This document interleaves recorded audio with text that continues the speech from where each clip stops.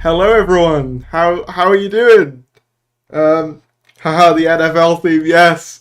I found it and I was like, that's just a really cool intro sound. I'm just gonna use that. I'm not into American football, but damn, that theme goes hard. So I thought I'd use it as my anthem, I guess. Should we get some music on? Ooh, is my audio peaking? Are we sounding alright? Is the chat working? Chat's in chat? Look at it, let's go. It seemed a bit delayed, so I'm hoping it's alright. It's big T time. It is. Is my audio alright, or is it peaking too loud? Are we good? Hell of a start, lol. Thank you. Thank you. Did next talk to use David Tennant? Yes, technically. Yes. My man is wearing a green screen for a top. That is true.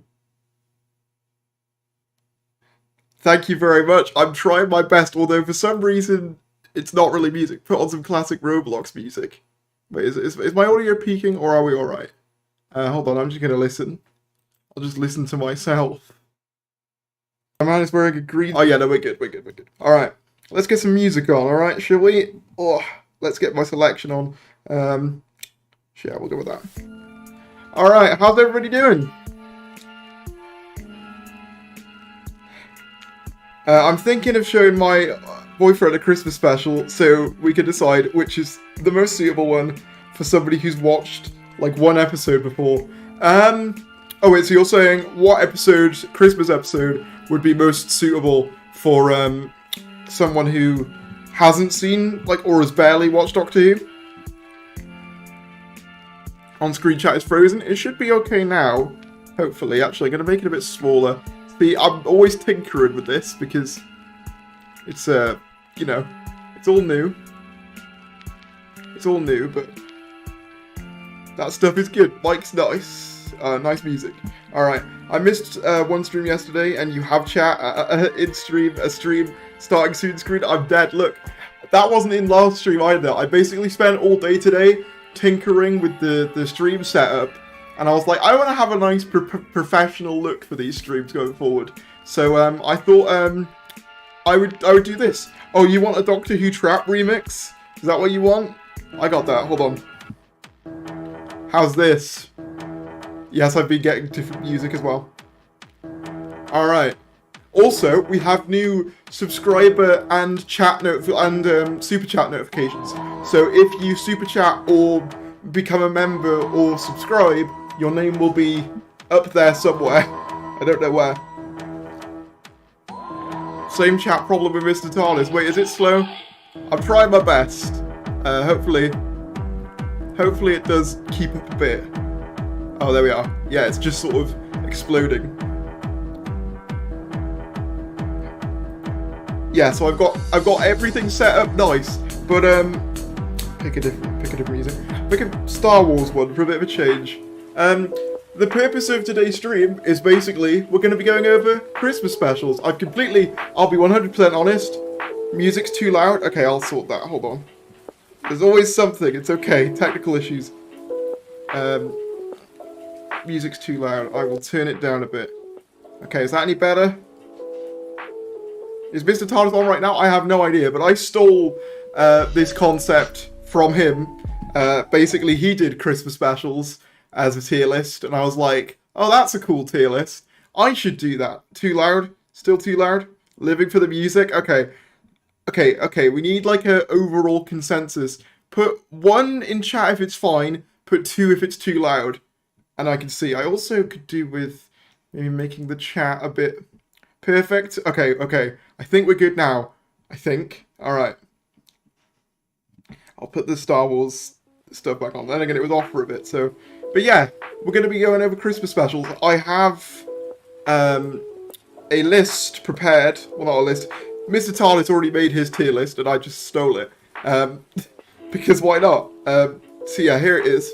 You can see here, we've got our tier list of festive specials, which includes the Jodie Whittaker New Year ones. And I just thought, you know what? That'll be a fun stream. Just going over the Christmas specials. Actually, let's get something a bit more festive on to catch the mood.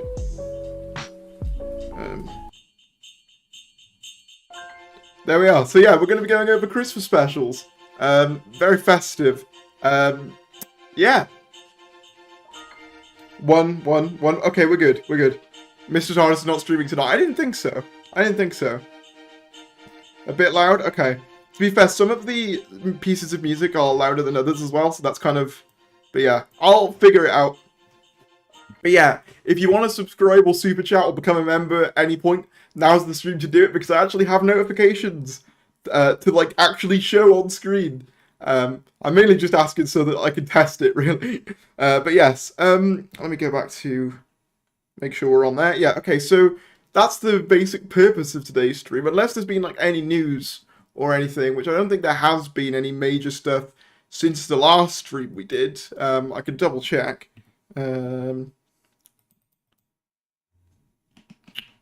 Yeah, no, not seeing anything too major. It's all been pretty quiet. I say pretty quiet. It's quiet since yesterday. So, yeah. Let's get to the ranking. I am going to... yeah, so we've got... I'm going to do this in, I think, chronological is probably the best way to do this, I think. Go with a bit of that. I think chronological is the best way to do this. So I guess we'll start with Christmas Invasion, the first of the Christmas specials, unless you count, like, Feast of Stephen, I guess. But in terms of, like, proper, what we consider, like, as a modern Christmas special, this is the first, in terms of Christmas specials. So, I think, Christmas Invasion is a weird one, because here's the thing about it, right? Like, I enjoy it. Oh, hang on. I enjoy Christmas Invasion a good amount. I enjoy it. I wouldn't... It's not one that I go back to particularly often, though, and I think rewatchability is a factor for me, personally. And I don't really have a lot of that with this episode in particular. It's kind of one of those ones that, like, it's a necessary thing to introduce David Tennant, and the last 10 or so minutes with David are obviously really good. But beyond that, like, obviously it's got some nice character moments for Rose and her extended family, but, like, I wouldn't call it, like, a favourite of mine, so I think, I wouldn't call it, like, bad by any means, but I wouldn't call it great either, so I think B tier is a solid place to put that. Chat, how are we feeling about that placement? B tier for Christmas Invasion? Just double check in the chat. Anyone else feel like Ben 10 too? Hopefully that's not what it's playing right now, because if so, there's something really wrong with this setup.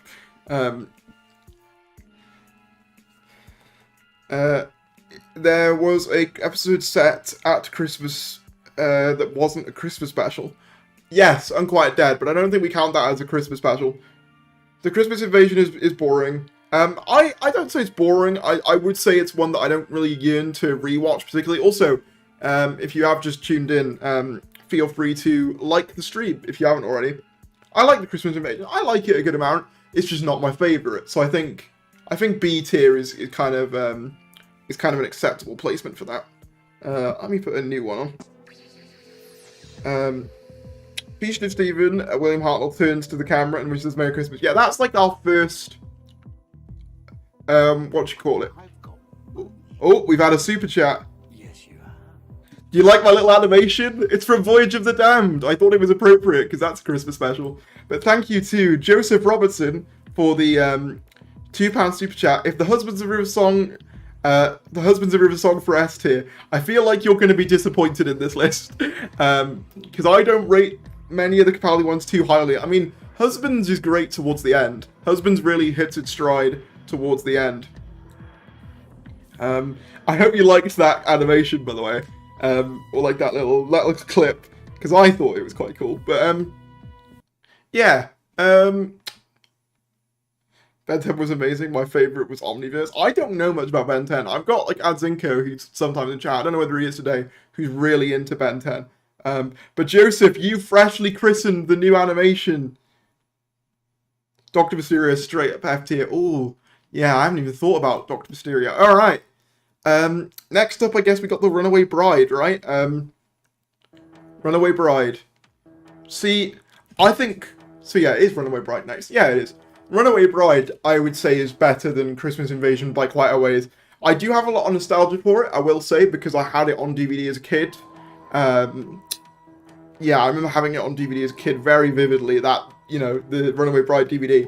So I have a lot of nostalgia for it. I still contest that one of Doctor Who's coolest action scenes, if you want to call it that, would be the scene with the TARDIS and the taxi. I still contest that's one of like the coolest like moments, like in the RTD era at least. I think that's such a fun sequence.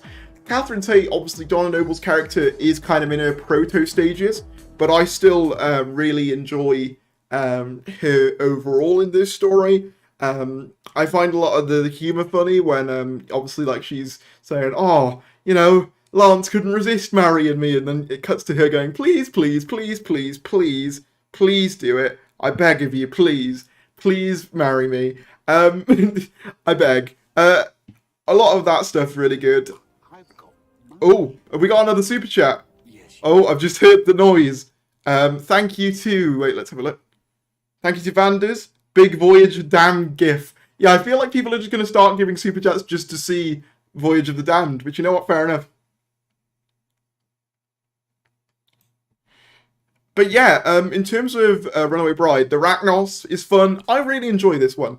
I'd definitely say better than Christmas Invasion by quite a bit. I would say, I don't know whether this is going to upset anyone. I don't know how people rank Christmas specials, but that's going in A tier for me. That's like a solid, fun Christmas romp. I wouldn't call it like my favourite Christmas special, but that's up there for me. You know, I would put that on at Christmas and have a nice time. It's not... I mean, it's a bit Christmas themed, obviously, but I feel like you could watch it outside the confines of Christmas and still have a good time with it.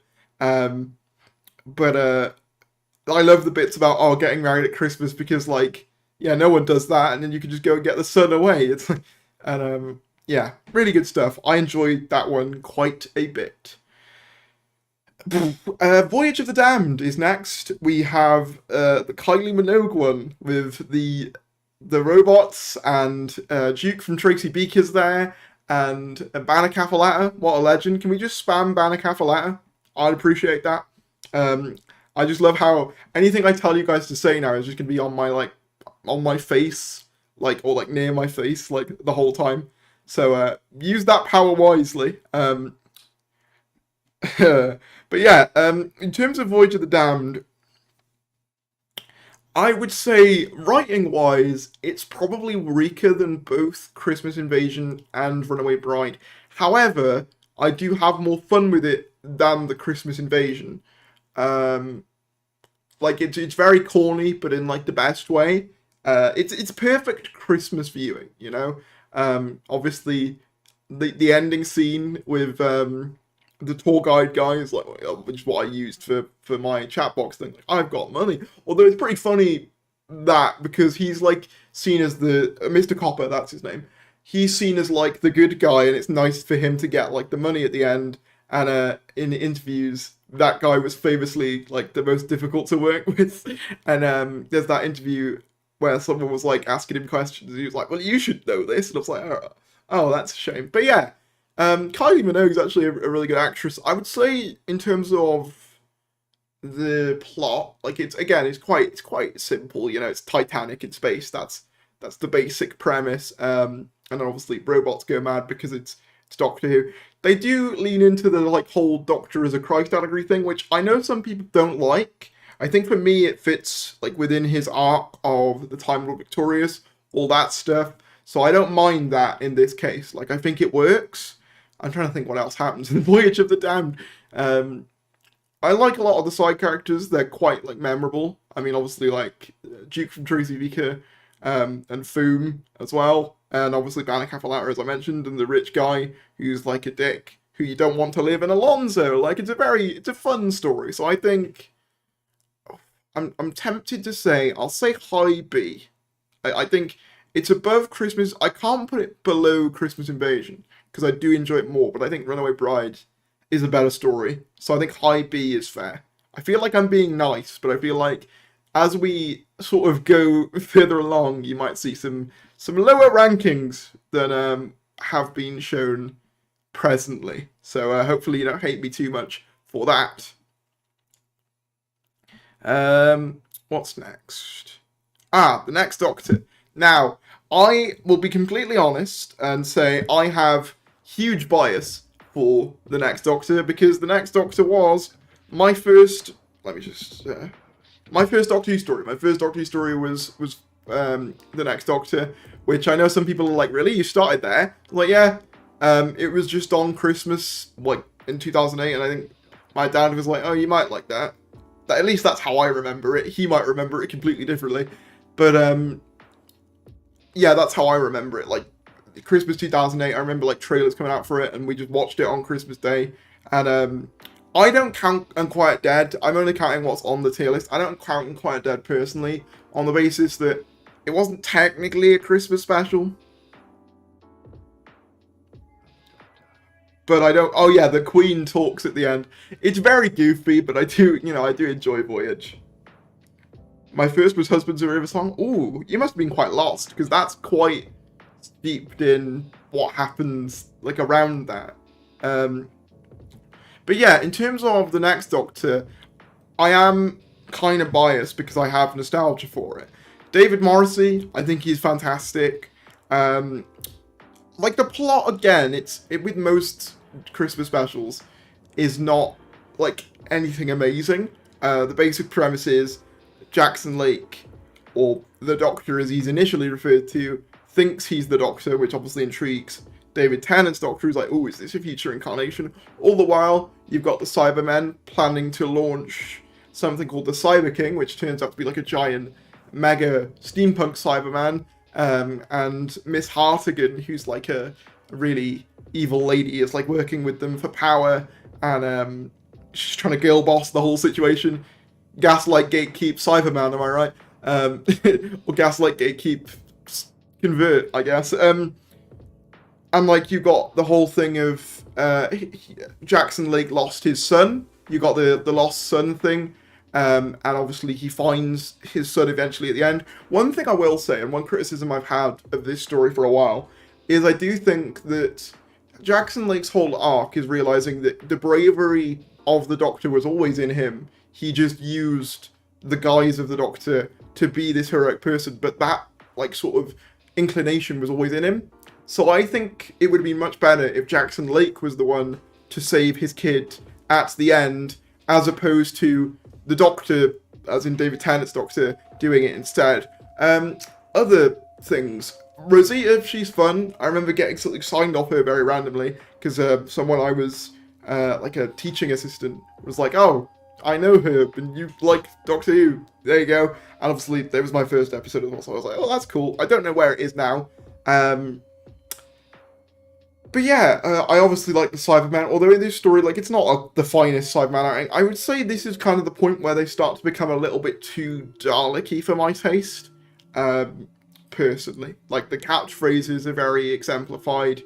The sword fight with the Cyberman on the stairs with David Tennant's cool, as is, I think the info stamps are quite cool. And the fact that they don't recognise the Doctor initially, that's quite fun.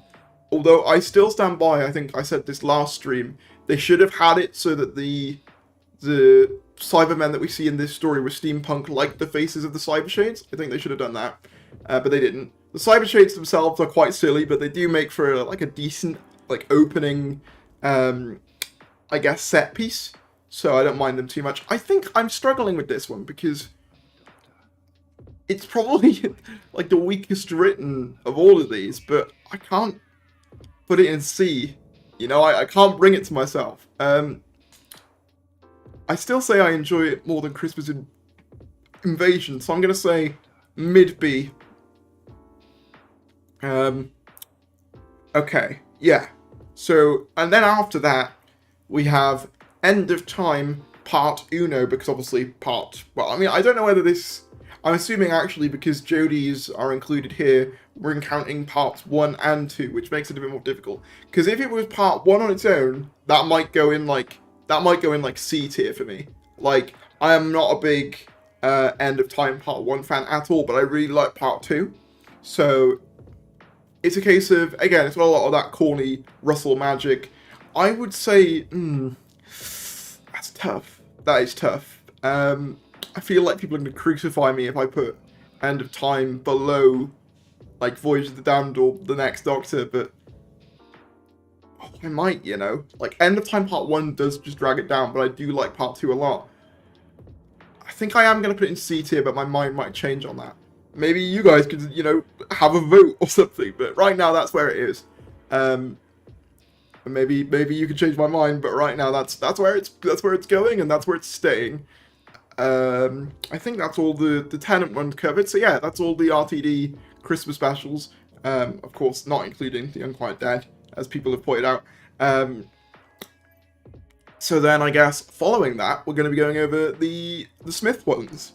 So again, Smith, kind of like with what happened with The Next Doctor, obviously The Next Doctor, first Doctor Who story, and then kind of Smith was the Doctor that I was like very, I was sort of, that was the one that I remember being there on broadcast for. So I do have a lot of nostalgia for the Smith era, and I think a lot of people are going to see some of my rankings for this and be like, what, really, you ranked that high? And it's just a case of I really enjoy this era. Also, if you are new and you've just tuned into the stream, feel free to like the stream if you're enjoying it. It helps out algorithm stuff, and it would be appreciated.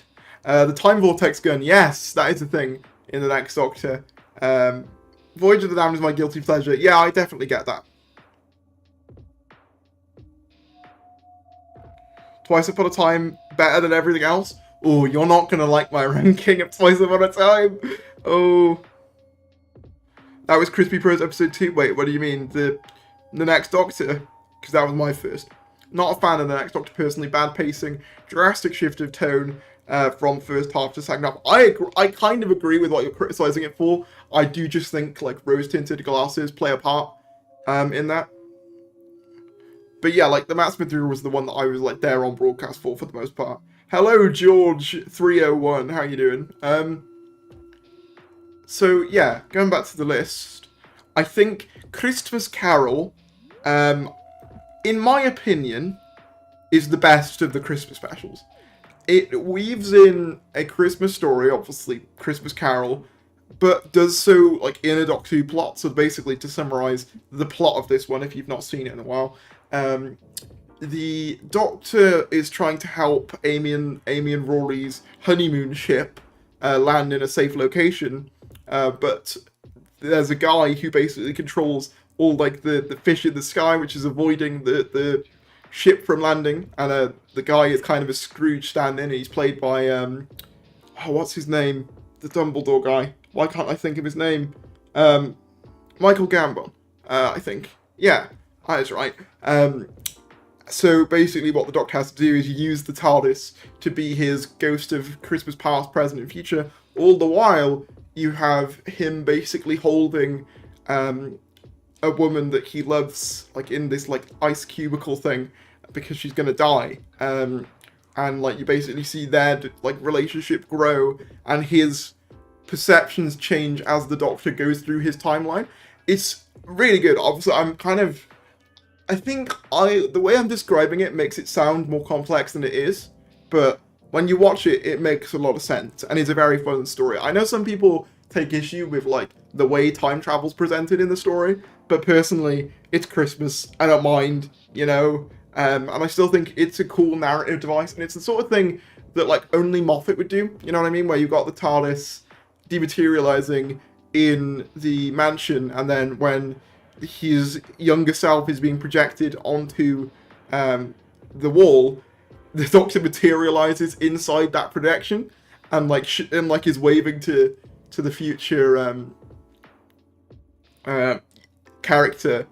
It's very good. I really enjoy the Christmas Invasion a lot. There's a lot of fun scenes. There's like a fun montage of them doing like a bunch of different Christmases, as in the Doctor, Kazran, and that's his name, Kazran, I couldn't think of the name, Kazran and the woman, like going on a bunch of Christmases together, which is very fun, and they sort of change his perspective. I love this story. I love this story deeply. I love the ending as well, and I love the whole concept of like flying fish and like the big shark that eats the Sonic. It's a very fun story. So I'm going to put it in S tier. I feel like it deserves it. 10 out of 10 in my opinion. The best usage of the Christmas slot we've ever had, in my opinion. Please zoom in because I can't see the rankings. Okay, I'll zoom in. Hold on.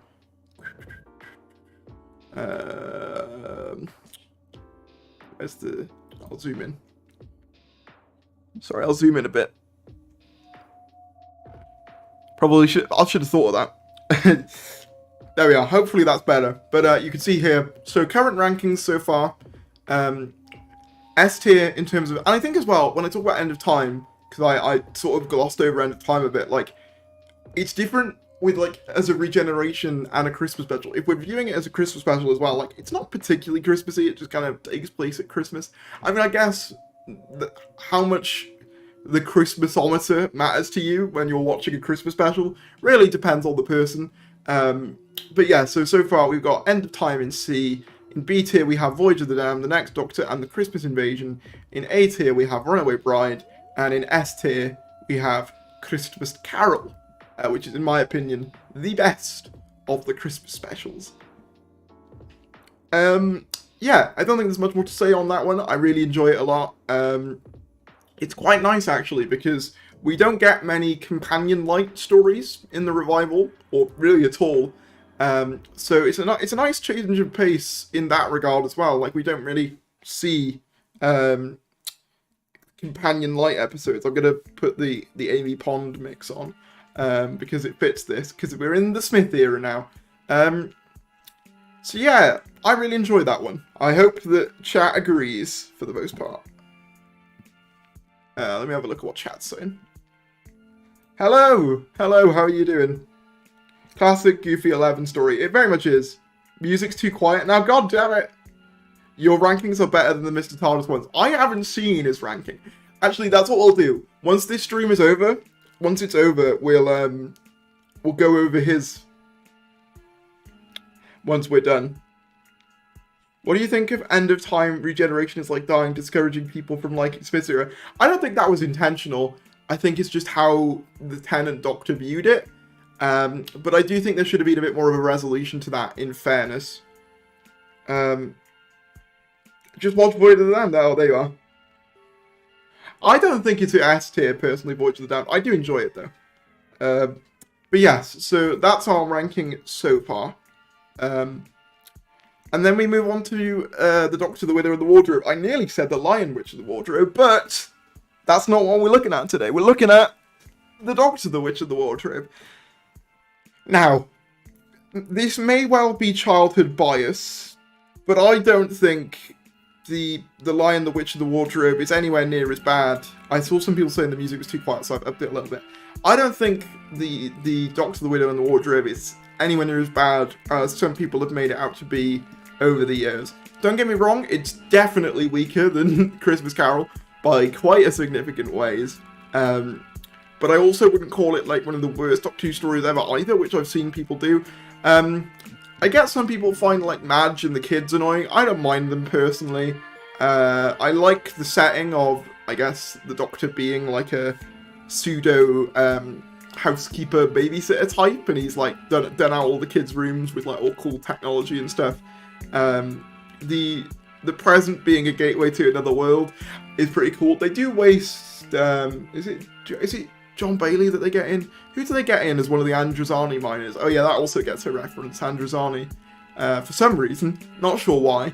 The tree villains are probably the weakest part of this, in fairness. But I think Matt Smith really carries this one. I think, and Madge talking to him at the end, being like, "Go spend time with the companions, and well, basically your family and the people that you love," is really nice. I think what else? I do find the whole husband stalking wife thing and that being framed as romantic is a bit weird. Although I do like, as cheesy as it is, him being back for Christmas at the end. I think that is quite nice. At the end of the day, the thing is with it is it does skew younger, probably, I would say, in terms of its like tone and comedy and all that sort of stuff. I still do quite enjoy it though, or at least I don't dislike it as much as some people do. For that reason, it's going to go in C tier with End of Time. I think that's fair, because I wouldn't put it in D, because there's too much I like in it for me to just put it in D. Isn't this where we see 11 like reunite with Pons at the end as well? That scene's really nice, where they lay out a place for him at Christmas. That's also a really lovely scene. Yeah, I think that's a fair placement. I'm just now realising actually that two of the four Matt Smith Christmas specials actually are companion lights, and even in Time of the Doctor, he's trying to get rid of Clara. So that's interesting. And I mean, even then, Snowman introduces a version of Clara to him, and my music has just ended. But yeah, are we fair with that chat? Are we fair with the Doctor, the Widow, and the Wardrobe going in? Not the best, so C, I put it in. Yeah, no, I agree with that. I don't hate End of Time. I just I enjoy it. I think part one, as I said, is just not. That scene with the ponds always gets me. Oh, it is a great scene. It is a wonderful scene. So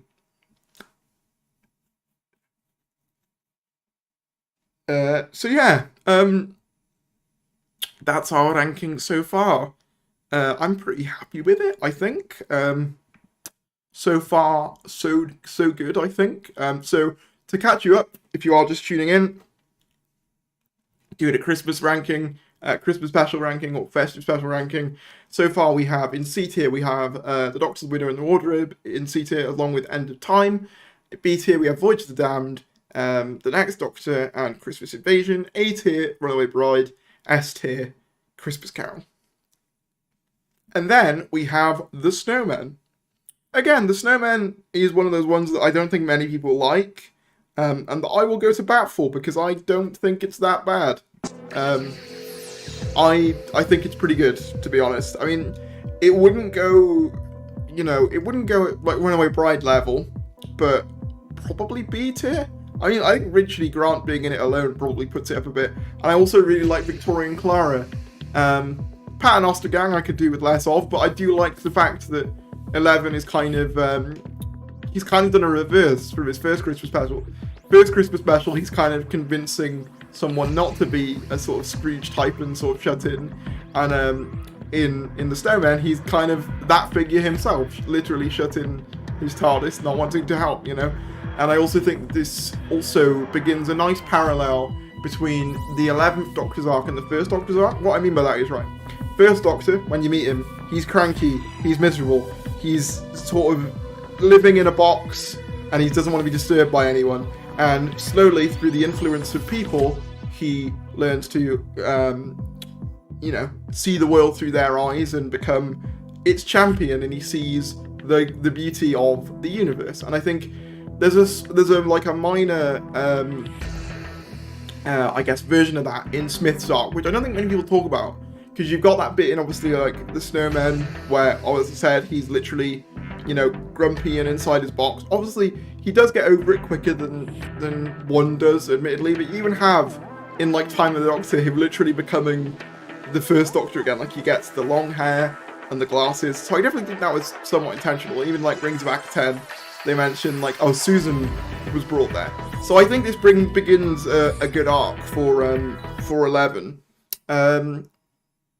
Yeah, so for that reason, it's gonna go in B, I think. Yeah. I wouldn't put it above Christmas Invasion, because I do think it's probably weaker written than that, but I would say it's a B tier story, I think. I think that might be one of my more controversial picks so far. But it's my list, I guess.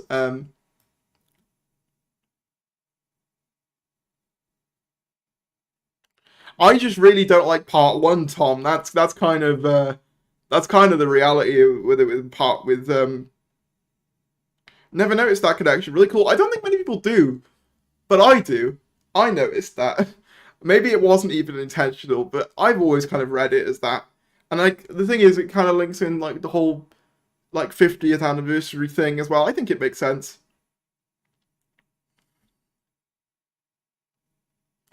Not my fave, but meh. I like Victoria and Clara. That's fair enough.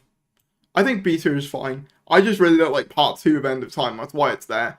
I do feel kind of bad. Maybe I will move it up to B, but Wilford 10 make End of Time go. Yeah, I do like. Oh, you might be convincing me to move it, but we'll have a look at the end and we'll see maybe if I want to do some rejigs.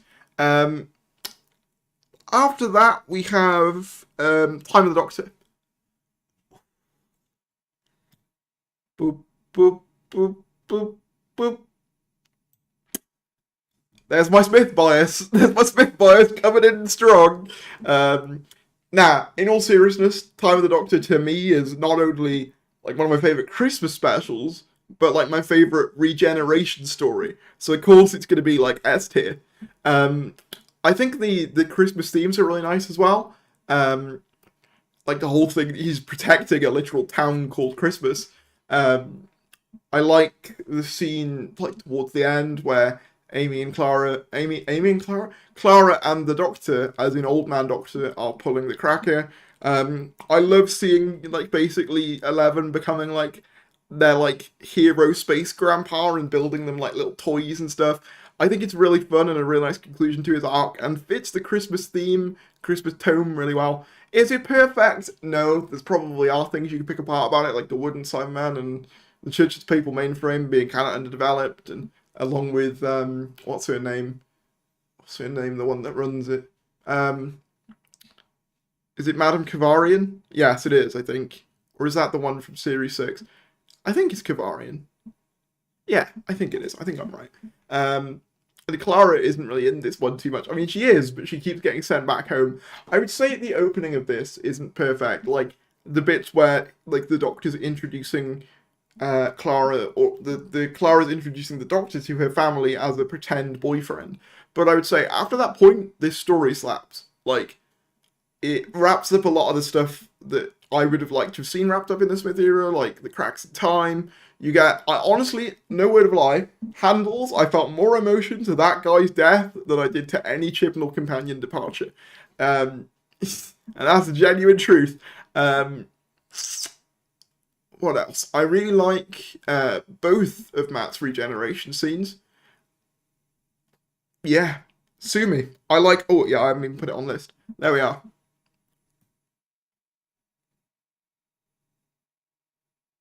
I feel exhausted. Oh, I hope you're okay. I remember the wooden Spider-Man getting quite a lot of publicity. Yeah, I remember that. I don't mind it too much. It is a bit silly, but it's not the worst thing. I love Time of the Doctor though. Yeah, no, I love Time of the Doctor. Tasha Lem, not Kavarian. Wait, which one was Kavarian then? Was Kavarian the Series 6 one? Tasha Lem, you are right. Um, but yeah, S tier, S tier.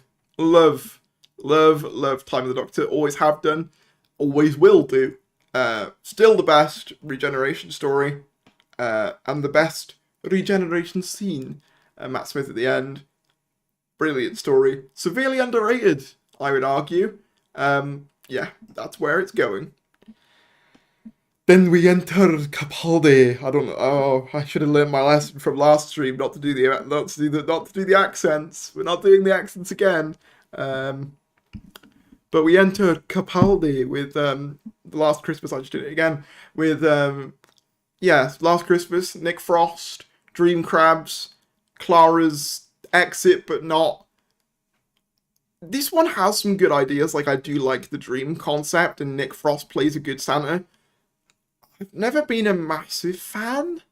I think the tones just kind of conflict, to be honest, because you have like Christmas, you have like Santa being there, but then you also have like Clara like aging into her old age, be like every Christmas is last Christmas, and you have that scene with old Clara at the end, and it does feel quite like sort of sad and quite not dark, but almost quite somber. And you compare that to just like, oh look, it's Nick Frost as Santa Claus, and him and the Doctor having banter, and I don't know. Last Christmas, it's just tonally a bit messy. Although I do like Capaldi in it, but I like Capaldi in every story. I'm trying to think. I probably wouldn't put it above. I probably would put it. I feel like I'm making a change. And then I think Last Christmas is going to go here. I don't know whether that's going to be a hot take. I do feel bad for End of Time because I do love part 2 a lot, so that's going in B tier, but it's just, as I said, part 1 drags that down.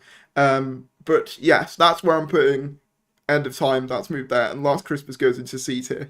Not a huge fan. Husbands of River Song.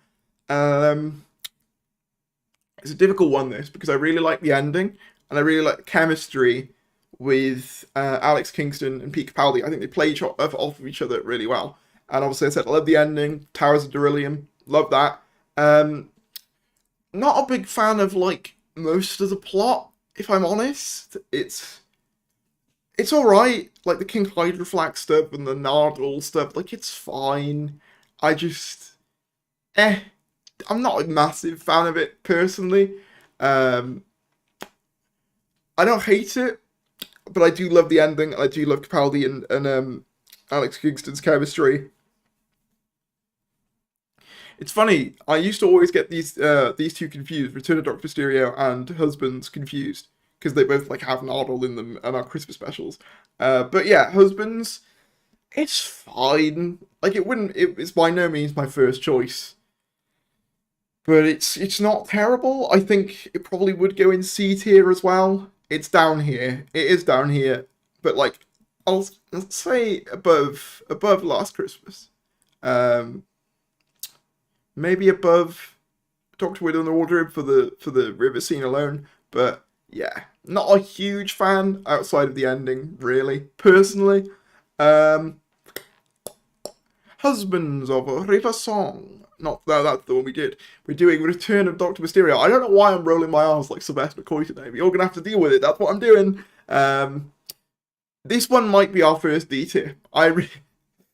Don't get me wrong, again, has its moments. I actually don't mind the dynamic between the ghost and his, like, partner. I think that's quite good. I think that Capaldi getting over his grief of River Song is quite nice towards the end. I think, what else? The superhero stuff, I just don't love it. It felt played out then, and I don't think it's aged great now. There are some nice scenes with Capaldi. Again, the scene with the burger and the TARDIS materializes around him is quite nice. Trying to think what else. Yeah, the superhero stuff just hasn't aged this one great. I would kind of feel bad putting it in D, but that's where I'm leaning towards.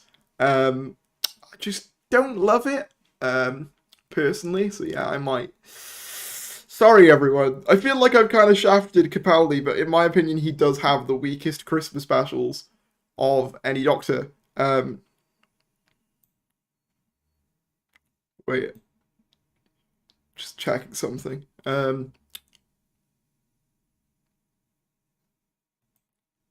Last Christmas, Stephen Moffat stole the title. Yeah, that's true. Also, I've seen we got a super chat, but my little alert didn't come through. Oh, there we are. Thank you, there you go, there's the animation. Thank you, Joseph Robinson, for the £2 super chat. I'm sorry, okay? I'm just not a big fan of the Capaldi's Christmas specials.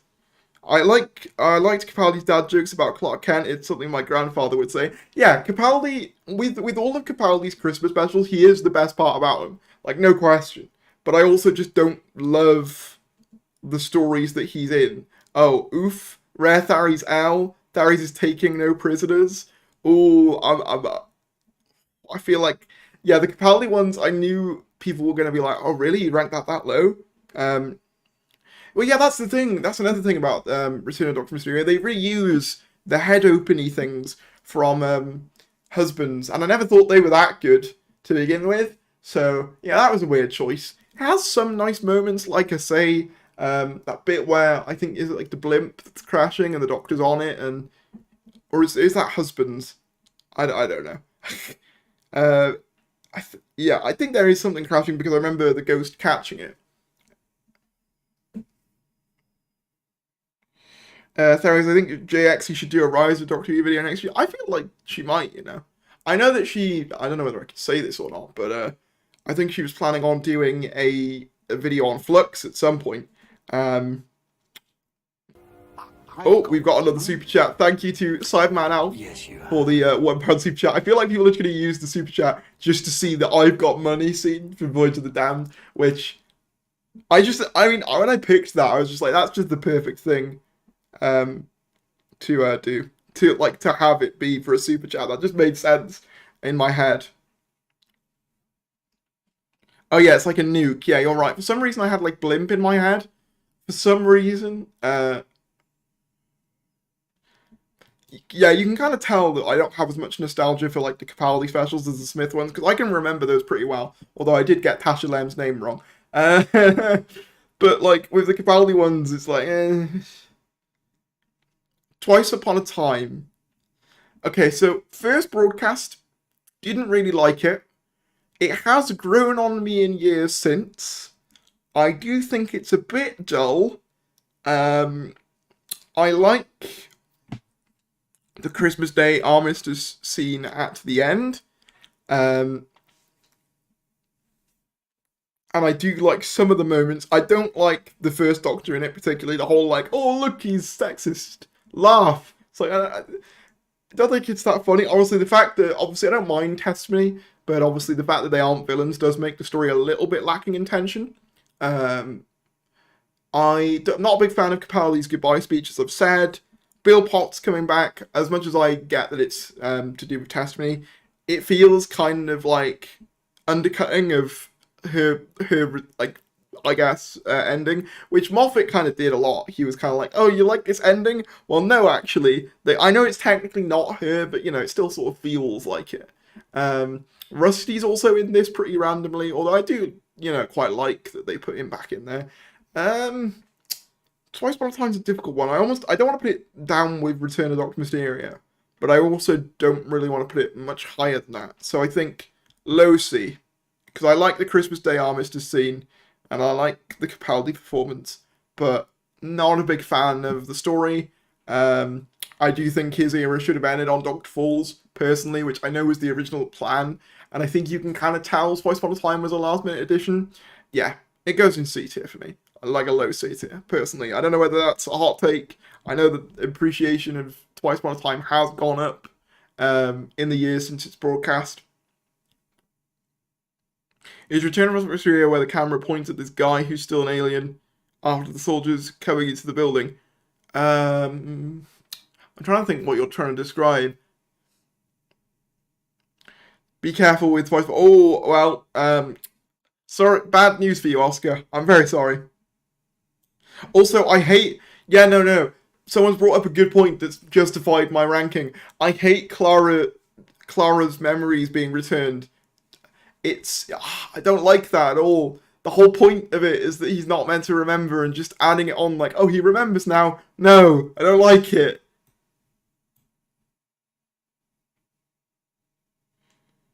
That's fair enough, it does have its moments. I'm not going to say it's the worst. The thing is, even with like Return of Doctor Mysterio, there are worse things to watch, right? Like even with my lowest ranked, I still would watch it and enjoy it a decent amount. Um, but like, yeah. Ooh.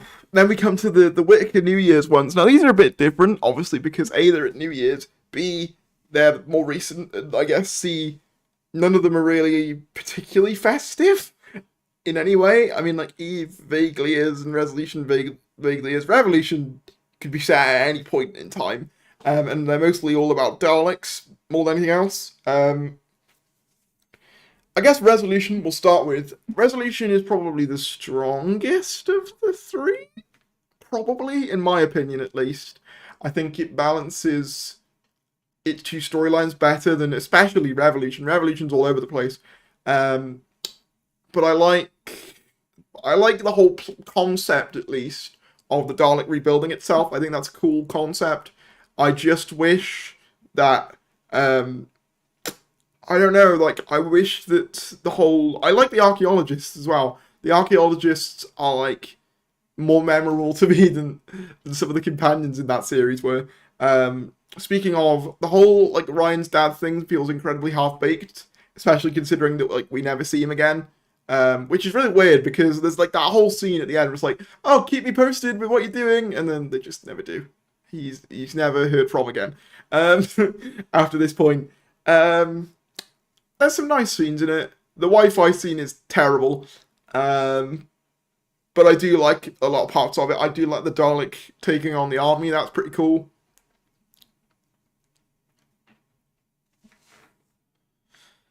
So yeah, I'm going to say C tier. It's going to go in C.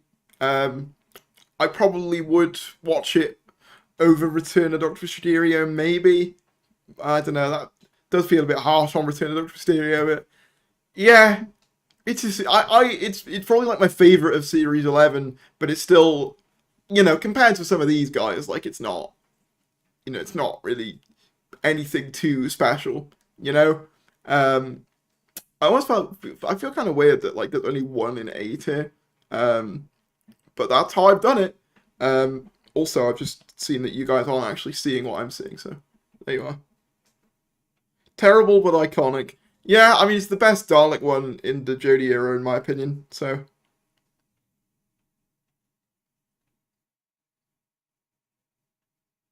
Yeah, but the New Year's ones, for some reason, have Christmas references. Yeah, I don't get that. There's the whole joke in Eve of the Daleks where it's like, oh, look, it's elf storage, but the S fell off, and it's like, but you're not doing a Christmas special. Like, maybe it was meant to be a Christmas special originally, but then they were like, oh, I'll just do New Year's again. I don't know what happened there, but that was really weird.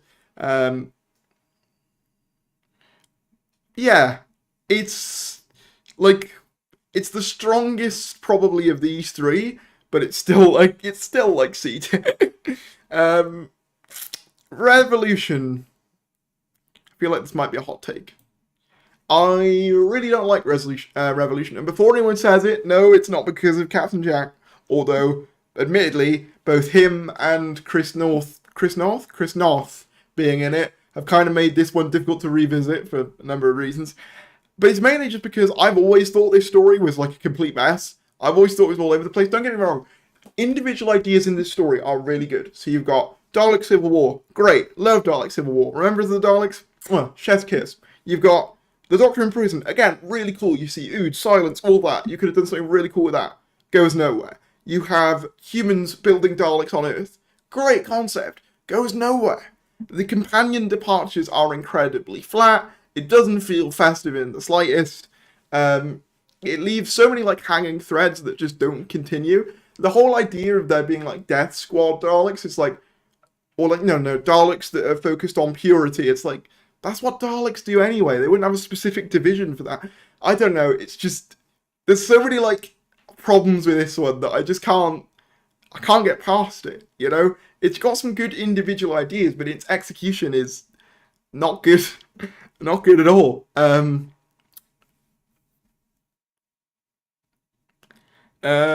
Yeah, I really don't like it. Sorry to say. 4 minutes to Japan, yeah. Resolution, best story in Jodie's era by far. Resolution, I agree. Also, Copy Bloods of the Daleks, true. Yeah, the Time of the Doctor, it's not like you've got any alternatives. They're all here. Daleks, Sontarans, Pteroleptal, Slitheen. Slitheen was the family, not the species. No, but it was though, because the Blatherine are a different species. So they are also a species, right? Or am I making that up? I'm so happy to catch a live stream. Glad to have you. Glad to have you. I wasn't sad when Ryan and Graham left. I was happy. Yeah, like I just don't. I've not. It's not even that I felt happy. I just felt nothing towards it. I was just like, oh, all right, cool. Yeah, that's true. She does just destroy a TARDIS. Also, the fact that all the Daleks just pile inside that TARDIS. Like, not one of them thought, hey, maybe this will be a trap. One of us should go check first. No, they all go inside of it. Also, the fact that the TARDIS very clearly materializes directly in front of them and none of them see it. Like, there's just so many things about Revolution that annoy me. I liked Graham, but that was mostly Bradley Walsh. Yeah, he's probably my favourite of the Chibnall companions. I don't like Ryan either. Ryan is like one of my least favourite companions ever, in my opinion. Yeah. Revolution, don't really like it very much. If I haven't made it that clear enough already, there you go. So I guess that leaves us, surprisingly, it's actually been quicker than I was expecting. I say that, it's like it's not been like an hour, but it has. It leaves us with one final story. Eve of the Daleks, the most recent. In fact, it actually, isn't this mad? In a couple of weeks, Eve of the Daleks will be a year old. That feels really weird to me for some reason. Like, it does not feel like it's been a year, but then at the same time, so much has changed since this episode. Probably better than Revolution, but worse than Resolution, so I think it's probably gonna go... Yeah, like, it's probably the most boring of the three. It, again, doesn't feel particularly festive, probably more festive than Revolution. This one's tighter, and I will say, probably the direction in this one is the best of all the Jodie ones, because I really like some of the shots of the Daleks in this, as they're, like, sort of lurking around the corners. You have Thasmin, which is fine in that episode, but like it doesn't really go anywhere. Dan, the Daleks are also really stupid in this episode. Like they have the same few catchphrases and are very easily outsmarted by very simple tricks, like the Dan literally just walking around it, and you know that bloke ducking, which is something they do with the cyber drones in the Ghost Monument. Also, there's just Sarah and Nick's creepy. Not romance, but also romance because she's made to feel guilty for, you know, not being sad. The creepy stalker man who files his girlfriend's woman belongings, is dead. Like, and she's the one made to feel bad about that. And it's like, no, she's fully in the right to call him a bloody weirdo. She's fully in the right. I do like time loops as a concept. I love like things like Groundhog Day, but it's like there's just not much to it. It's just, and I also think that like there's simultaneously not much to it because they don't have like any like montages. And I also think they overcomplicate it. Like I get why they did the whole 1 minute close to midnight it gets shorter. The loop gets shorter, basically. I see why they did that to increase tension, but I also think that it robs you of some of the fun of time loops. Because part of the fun of that is, for me, is like having the same scenario and then trying a bunch of different things to see what works till they eventually break the loop. Also, I think the way they escape the loop is just really like lame as well. Like, oh, they just walk out the back door.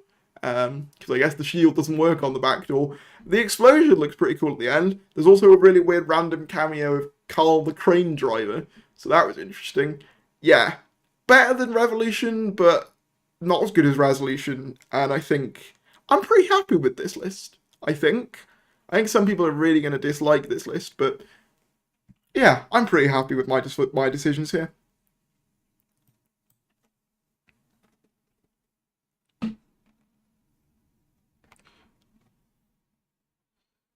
Groundhog Day premise would work well in an episode with increased runtime. True. Honestly, the way you are describing recent Daleks, still haven't made it through Capaldi's Up Close, reminds me of that one episode in Old Who where the Dalek rolled off the plank into H2O. Yeah, they are very, like, almost chase Daleks in a way.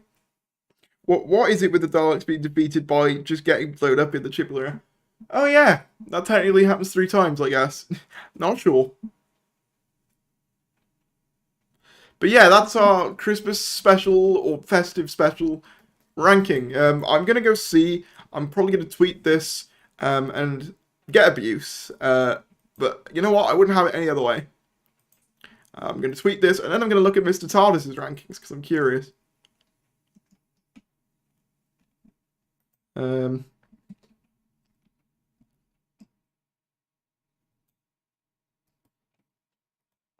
oh no, that's my YouTube link. That's the wrong thing. Oop. Um, Let me put some music on while I'm doing that. Yeah, we'll go for you. My festive. Oop. My keyboard is like really out of my way, if you couldn't tell. My festive special ranking. Bam.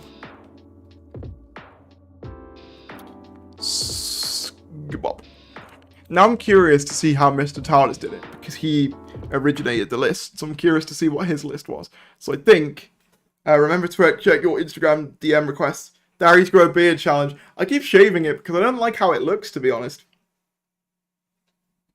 But yeah, I put my Christmas special ranking up. I imagine people are going to be like, no, this is the worst ranking ever, but in case you haven't seen it, this is how I rank the festive specials. Hold on. Whittaker era included. So including obviously Resolution, Revolution, Eve. That's how I rank them. Yeah. And now I want to see how Mr. Tardis did it. Because he was the one who started the list, and I want to know what he did. So I'm going to Google that. Mr. Well, I say Google it, YouTube search it, but same thing. You know. How does he rank them? Was it a live stream? I'm guessing it was a live stream. Ah, here it is. It's 3 hours long, man. How does he have the energy to stream for 3 hours? I mean, above anything else, I respect it, but I'm just going to skip to the end because I want to see what his list was. Sorry, Trilby. But I'm not going to sit through a whole stream. Hate to say. What? Okay. He makes some choices. I'll say that. He makes some choices I would not make. Hang on, is that the whole list? I think that's the whole list. Okay, for some reason he has.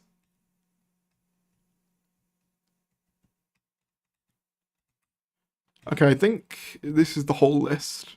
I'm just making sure because I want to get like his final list. I also just realized I turned off the music. I think this is his final list. And it's certainly bold, you know. Sorry, Trilby, I feel like I'm calling you out. I'm not, I'm just curious to see what you rank. I don't know, look, Resolution is the strongest Jody one, but A tier? A tier, and there's not an S tier on his. At least not from what I can see. And then B tier, Return of Dr. Mysterio in B tier? As well as really? Okay. And the C tier. Oh, no, that hurts me. Christmas Carol and Revolution of the Daleks on the same level. That hurts me. That hurts. The D tier, we've got Max, Doctor, and Eve of the Daleks. I mean, Eve of the Daleks being D, fair. I don't know what... He's made like a new list because there's not a lower level than D on mine. So I'm guessing he edited his own tier list. Twice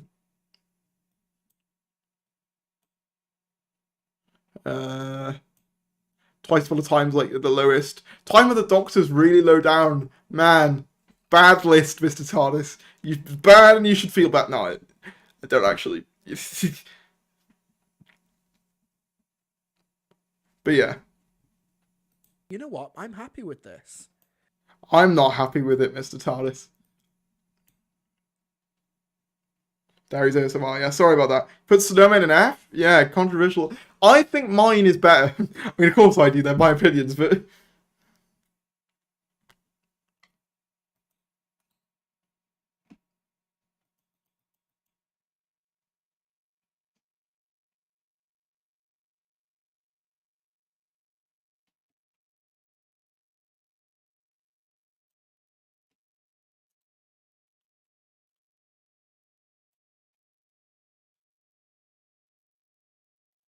Do. I really hate how low Time of the Doctor is in his. The chat turned on him. Wait, did it? Did it? I wasn't there. Darius, the I'm Alex collab, where did that go? He just never responded to me. So, yeah, I guess it's just he was just busy. But I still want to do it. The thing is, I only announced it when he said yes, I'd like to, and then I just never heard from him again. But I assume he was just busy. But you know, that's what happened with that. I'm gonna put some more music on. It feels a bit dad.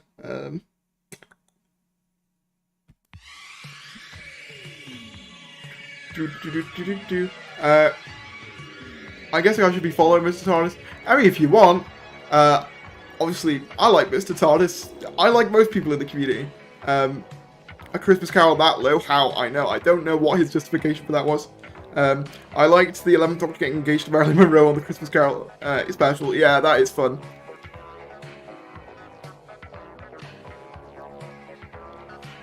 I respect Husband We're Song being up there, but just about everything else is frankly criminal. Yeah. Bad taste, though. I do feel kind of bad having husbands that low, but I don't know, it's just not really worked for me that well in the past. Loving the chill stream. Thank you! I want to do more of them. Obviously, there aren't as many people turning out for this one because it's not like a news one or anything, but, you know, it's not always about that, you know? Peter Davison had a Dalek pushed out a window, that's true. So yeah, we've done the main bulk of what I was going to do today. I guess the rest of this stream is just going to be, if anyone else has questions, feel free to put them in chat. Also, can I take a moment to just turn the music off and just have a little rant about Twitter? Like, Elon, mate, what are you doing? Like, oh look, now we've made it so that verified business accounts are squares. Why? You've made them, you've given them a bloody ugly yellow tick, and now you've made them all square. I feel like he's just pressing random buttons at this point. That's how it feels. It's like, the Twitter blue thing is dumb anyway, like, because paying for verification completely negates the point of verification in itself, and he's trying to think of all of these workarounds, and none of them make any sense. And then he did a poll last night, being like, "Oh, should I step down as Twitter CEO?" And then I haven't heard anything from that, but he said, like, I think if the vote was strongly yes. But yeah, I'll put some music back on. But yeah, I just had to get that off my chest, man. Oh yeah, we could go over those fan designs of the TARDIS if you want. I might ask the creator for permission to use them in thumbnails, because I would like to use them in thumbnails. And I obviously do not have the talent to pull off what they've managed to. If you're curious, by the way, because obviously you might have noticed that my video on the TARDIS, the leaked TARDIS got taken down. That's mainly just because of copyright. That's all it was. It's kind of inevitable, especially with how big that video got. Like, it got, like, what, 35,000 views by the end? So, like, yeah, it's kind of inevitable.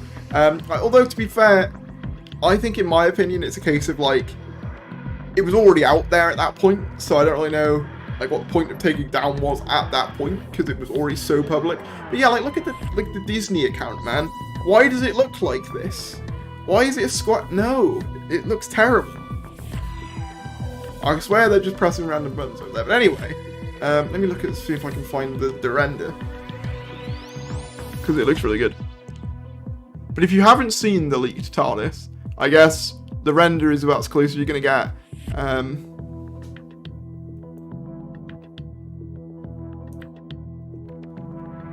So they did it with their own like custom lighting, and I think it absolutely looks fantastic. Like in this render, looks fantastic. I hope that they like make the lighting look nice like this. Maybe have it quite dark. It just looks fantastic. Shout outs to both Dalias and Harry Emmett, because it looks fantastic. I think the darker lighting looks better than the brighter lighting, because they did do one with brighter lighting, and I think it looks better when it's in lower light, personally. I hope they don't mind me showing that. That's the brighter light one with Shooty. Obviously they made the middle orange, probably to reflect Shooty's outfit. And then here's the one they did just based off the initial leak, I guess. I like it in bright light, but I do prefer it in this like lower light form, I think. And the great thing about it is that they can't claim me for this because this is like fan art, so they can't claim that, but they can't claim fan art. But yeah, it looks really good. Honestly, the best interior of all time. I feel like I'd need to see it physically to make a concrete judgment either way, but I like it a lot. It could well be perfect. Debating whether I watch you or Tennant's the new show. I haven't seen that yet. Honestly, I don't mind.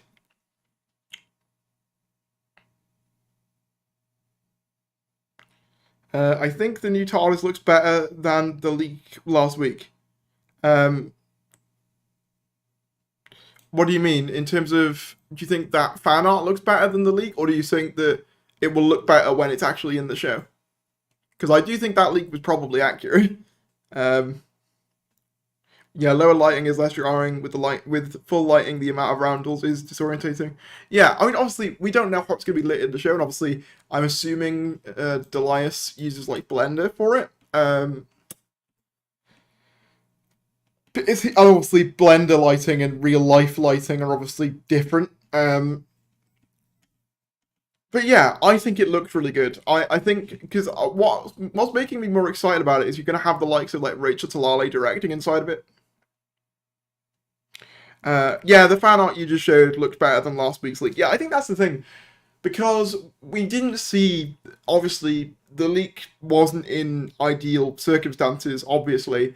You know, it's not lit nice, or, you know, got certain bits and bobs sorted, and yeah, I still think it looks quite good, even in those leaked images, but I do agree, obviously, polished in fan art, it looks nicer. The Fugitive TARDIS is one of my faves. A really good classic TARDIS with a modern twist. I do like that one, to be fair.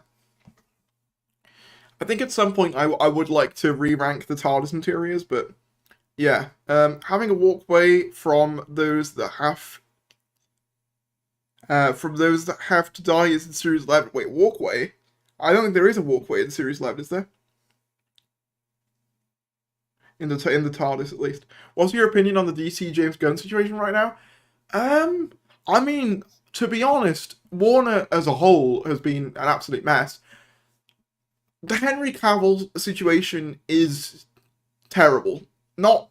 I don't blame James Gunn. I blame the previous higher-ups for announcing he was returning to market Black Adam, and then when new management came in who didn't want to do that, where they were like, hey, actually, it's just poor communication, and it does come across as incredibly unprofessional. The whole HBO thing and Warner Brothers Discovery, it's all a bit of a mess. Hopefully, I think I like James Gunn a lot. You know, James Gunn himself. I think James Gunn himself is like a really good director and creative. So I have faith in him to do that. I don't like DC, I like Peacemaker.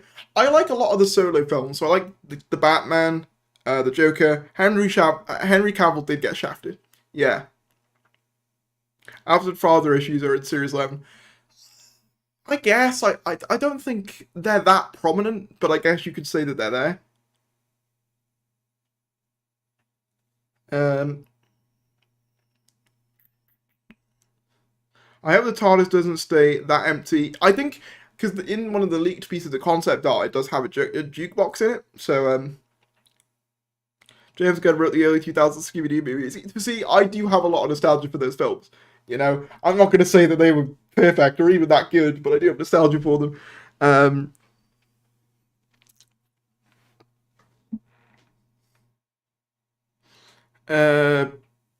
Even Marvel's gone bad. Yeah, I kind of... What If was kind of the last straw for me there. Like, I've wanted to get back into it. Obviously, I watched No Way Home as well. But I've wanted to get back into it, but I've just not really been too bothered, you know? I've just not been feeling it, to be frank. They just release stuff at a rate that's too quick. That's the main problem I have. What did you get from Mackey's? Oh yeah, chopped like a Big Mac. There's why are the Doctor Who figures so expensive? It depends. If you're talking about like new releases, I don't think they're that pricey. I think mostly because they're like a lot of them are like limited quantities. They go for huge markups on things like eBay and stuff like that. Let me have some background music on.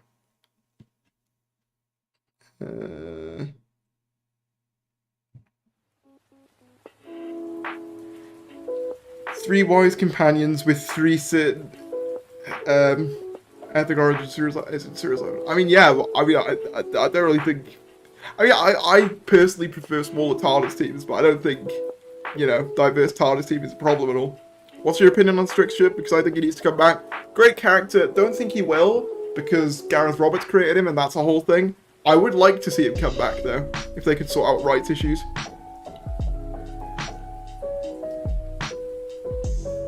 Take a closer look at Serial M being a Christmas special. Yeah, I know it's not a Christmas special. It's just the tier list that I did included it as a festive special because it was on New Year. How does the Morbius Doctor rank on the list? It's Morbin time. Do you mean the 11th Doctor? I love the fact that Morbius came out, not because the film was any good, but because it's made the term Morbius Doctors just sound utterly ridiculous now, and just makes me think of Matt Smith, so... See, I didn't even bother with Thor Love and Thunder. I didn't even bother. I was like, nah, you're alright. I saw some of the trailers and I was like, you're alright. Like I said, I just haven't really been bothered. I was really keeping up in 2021, and then I just sort of gave up. The only ones I care about now, honestly, are, I guess, Loki Season 2, because I thought the first season was pretty good, and Spider-Man, I guess. Those are the only two I really care about. For me, MCU is more reflective of reading comic books nowadays. You don't need to read every run that's out, and you don't have to, you know, and you don't have to, you know, I still try and keep up with them all, though. I guess, I just think that, like, film and comics are two separate and completely different mediums. Like, when you have, like, 9 films coming out in a year, or, like, and, like, 9 TV shows, it's just a different ballgame, and I kind of feel like it, because... With, like, comics, it's 2 major ones, right? You got Marvel and DC. With films, there's a bunch of different studios and a bunch of different, you know, whole things going on. And I feel like the rate at which Marvel release stuff, it kind of like blocks out more independent, smaller films from even existing. Also, Darius, you considered releasing your Series 1 watch-along without the video. We never got to see them. I only recorded, I think, 2, because, they both had the screen in them automatically, but I might redo that at some point. Trickster's nice, but I prefer Omega to Lance Reddick's Rassilon. Oh yeah, that rumor that Lance Reddick was going to be Rassilon from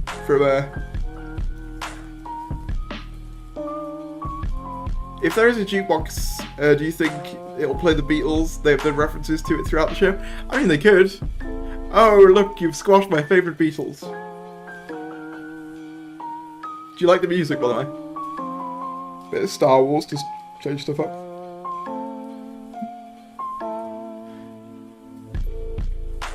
But yeah, let's see if there's anything else that I want to talk about. One thing I do want to talk about that I find pretty funny is I'm seeing a lot of people dissect Ncuti Gatwa's costume And I'm not gonna like, you know, name names, but I've seen people being like, saying things like, "Oh, he's wearing a necklace just like Yaz," or an orange shirt just like Yaz, and it's like, I don't want to spoil anyone's fun, but to quote Paul McGann, humans always seeing patterns in things that aren't there. I don't think, you know, Yaz was the first person to wear an orange shirt or, you know, necklaces, and I don't think she'll be the last. I don't think they're references. Like, people love reading into that stuff. I don't think it's that deep, but I don't want to spoil anyone's fun, and they're ultimately harmless. But yeah, another thing was, I have seen a couple of, like, obviously every time a new Shoot Your Gatwa announcement is made, a couple of people being like, "Oh, you know, being all, like, racist and stuff," and it's like, just shut up, you know, it's just stop. That's my thoughts on that. What does Yaz have to do with it? Yeah, exactly, I get it, you know, people enjoy different eras, different periods, but it's like, not everything is a reference, you know?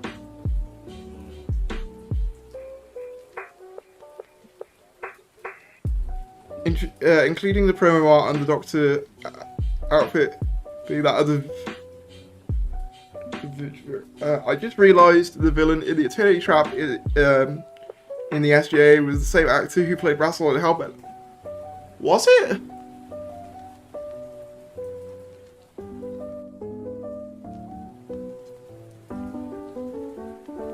I love Sheety's Jura too. Was he going to have Gallifrey nail paint too? I think he does. He does in the little video we have of him, and it's in like the concept art in the makeup room on his Instagram, so I'm going to assume he will, which is interesting.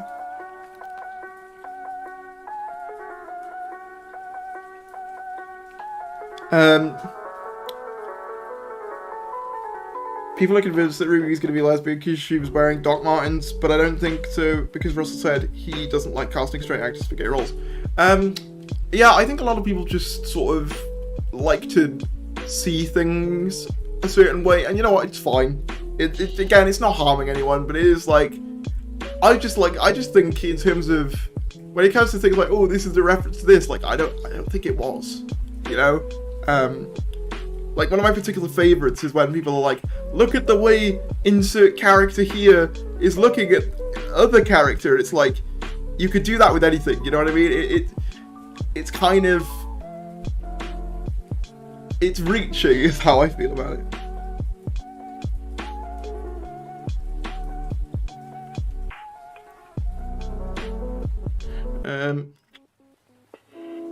No, I don't want that one. Oh, we got a super chat. What have we got? Yes, you have. Thank you to Unheard Sirens Incorporated for the $2 super chat. I'm very interested in Shooty's nail tattoos. Yeah, there are like images of them on like a board in very low quality. Like when he's getting his makeup done, like he posted a picture on his Instagram and you can see like concept art.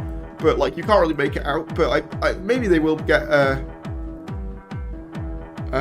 oh Jesus Christ! I've only just seen that. Apparently, oh god. Sorry, the Twitter stuff just keeps getting rumoured. I'm just not happy with it.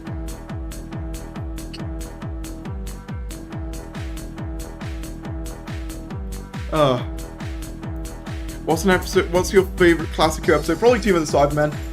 Was my first one, and probably the best Cyberman story, and one of the best Doctor Who stories ever in general. I really like that story. As we've gone a bit too high key now, I want something a bit chiller. The fan-made video I mentioned was called Star Wars Attack of the Daleks. I have not seen that, but I will have a look after stream. I remember seeing like ages ago there was like a Doctor Who Harry Potter crossover video, which I used to think was really impressive as a kid. IDK, I think Murray Gold should move to Star Wars. Honestly, I don't really know who does the music for Star Wars these days. I don't think Murray will be doing Series 14. I think he'll do the 60th. No idea about Series 14. I reckon we'll get someone new. As I said in my previous stream, I've got a hunch about Blair Mowat, but that's not based on anything other than like my own speculation. Congrats on defeating Capaldi. Yeah, that was the whole thing.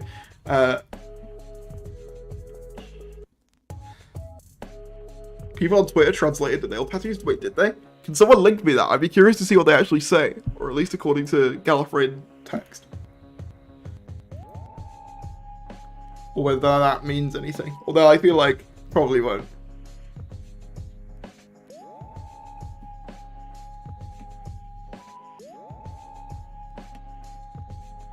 Oh. Hi. Look at the promo up. I don't think they're trying to make Jodie Whittaker look like the Virgin Mary, Kenneth. I'm going to be really honest with you. I really think she and Millie are going to be amazing. I would love them to be a sibling, twin, best friend dynamic. I think best friend is what they'll go for, and that's what I hope for personally as well. Like, that's what I'm hoping for.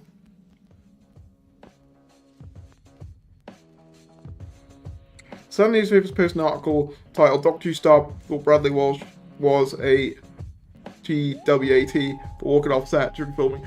I'm guessing that's probably taken out of the context, given it's the Sun. Oh, is he the composer for Nolly? Interesting. I know he also didn't he do Class and done like a number of Big Finish things? So I really wouldn't be surprised if it's him, if Russell worked with him recently as well. That could be a good shout. I just have a funny feeling he might end up being composer.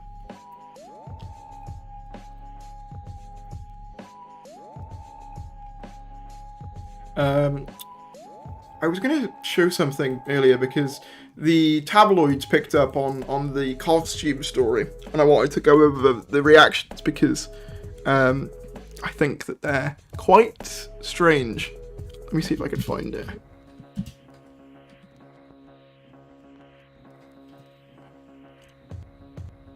Ah, here we are. I think it's this account. Yeah, here we go.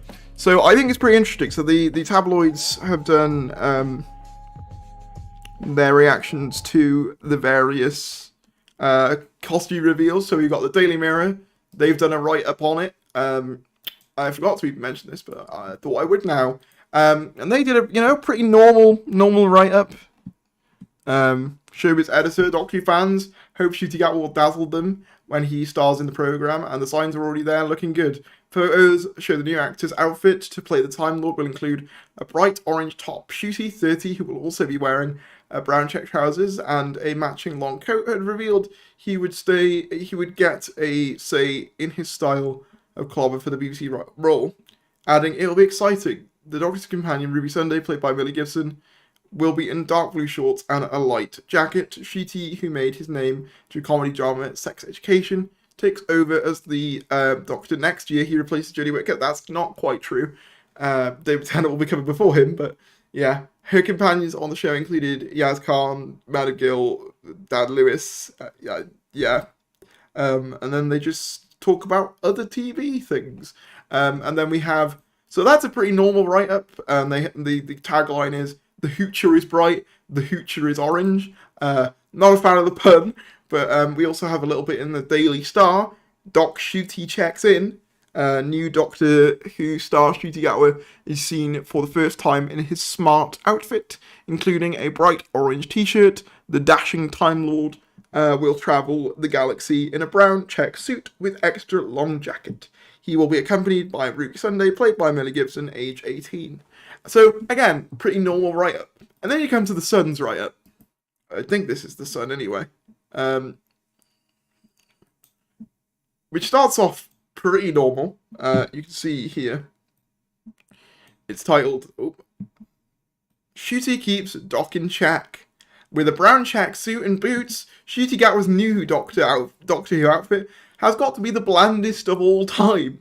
There's nothing close to Peter Davison's salary stick, buttonhole, or Tom Baker's giant scarf, which is a real pity. Ncuti will succeed David Tennant, so at least they got that right. He returns to the Tardis in November for a trio of specials. Once former Sex Education star Ncuti is at the controls, he will be joined by a new companion, Ruby Sunday, played by Millie Gibson, who has previously played Kelly Nealon in Coronation Street. Given they have the task of reviving the show's flagging fortunes following the departure of its star Jodie Whittaker. Let's hope their performances aren't as dull as their costumes. I think that's really harsh.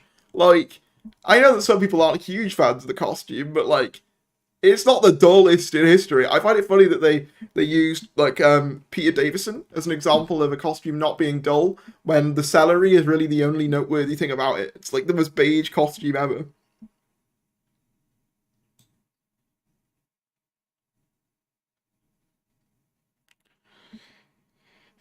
Oh yeah. Let me get it right.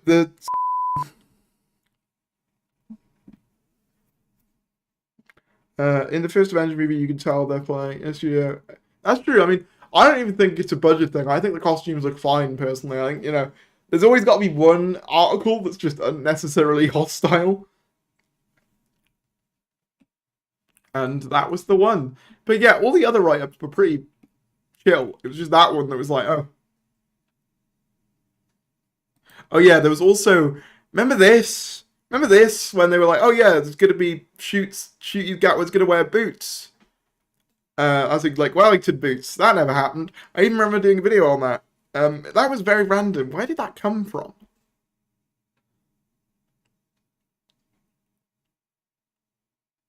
Although Shooty's booties, in fairness, is a good pun. I'll give it that.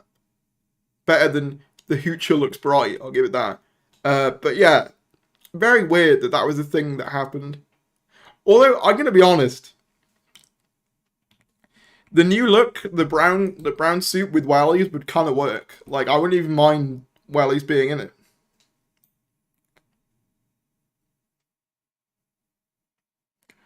Different kind of Shooty's booties now. Yeah, that's a whole thing.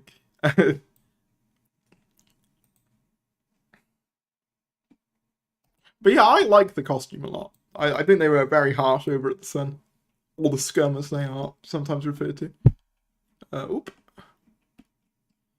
Let me find some music. Go for some Wii Shop theme.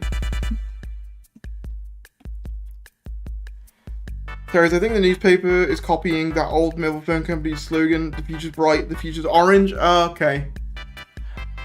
That makes sense. I still don't think the pun's very good, though. I still don't think the hoocher is a good pun. I think their costumes look amazing and perfect for the era they're going to portray. Young but old, fun but classy, elegant but fresh. New, and I like how simple but bright Shooty's character looks. I agree. Do you think Shooty Gatwa will be similar to any other Doctor or be his own character? I think he'll have his own elements, but obviously every Doctor takes elements from past ones, but also builds on it. Or at least that's the hope, normally. I think what I saw him as, actually, good point. I'm glad you brought this up, because I actually did a tweet about this, like how I imagined his Doctor being. And I'll find it now. Because someone said,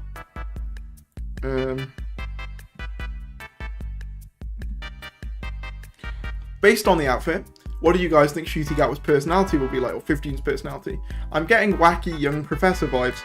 And I said, a brighter, lively presence, with less of the baggage of previous New Who Doctors, with his own suave, sassy energy, but can still exude the more serious, aged aspects of the character when need be. And I think that's pretty accurate. Like, I don't think we're going to get, like, a Time War equivalent this time around. I don't think we're going to get that. I don't think Russell will want to do that again.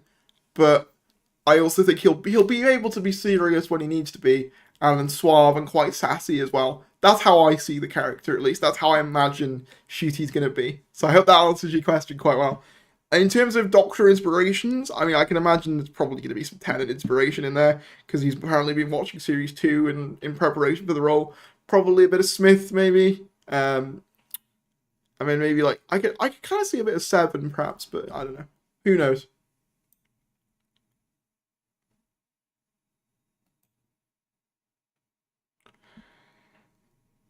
I hope we get some scenes of 15 going crazy at someone. Yeah, I think we will. I think because they did. I pointed this out previous stream, but Andy Pryor said that, like, big emotional moments are a big thing. So I think we're definitely going to get that. There'll be a new hook for the narrative, probably. I just hope it's not Gallifrey related, even though Atomoy, who's sometimes in the chat, really wants Gallifrey, and anytime he's like, oh, they should make a Gallifrey set to Series 14, I'm just like, no, get down, no. We're not doing another Gallifrey, you know? We're not doing that again. Or at least I hope not. Not like we've had so much Gallifrey focus recently. I do not want more of it. I do not want that at all. No siree. Not for me, thank you. Also, I'm noticing the subscriber notifications aren't actually coming through very well, so I might have to fix that. Hang on, yeah, it's not coming through as well, which is annoying. The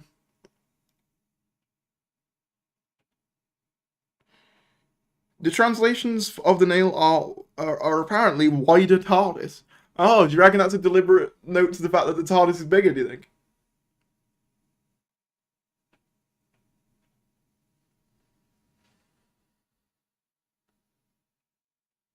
Gallifrey falls, Gallifrey rises, now it's dead, no, it's now back. Now it's been in an endless war, now it's ended, now it's in a pocket universe, oh, it's dead again. Now it's back, Master of the Genocide. Yeah, exactly, I'm over Gallifrey, man, I'm over it. I liked it in RTD1 when it was like used for the Doctor's character arc, but I do not want it again, you know? I'm kind of thinking, I'm going to play with something here. I think it looks better this side. I'm moving you, chat. You're on the move. I think it looks better this side. Because I realise my head automatically goes this way, and it's kind of bumping into the chat. So I think if I go this way, then it doesn't look like I'm bumping into it as much. I think that's probably the better place to put it. If you could meet any Doctor character that you haven't met, who would it be? Dead or alive? I mean, Tom Baker, straight away, like, just because he's a legend. And I mean, I guess Peter Capaldi as well would be the two that immediately spring to mind. But like a bunch of them, like Karen Gillan, I'd love to meet. There's so many.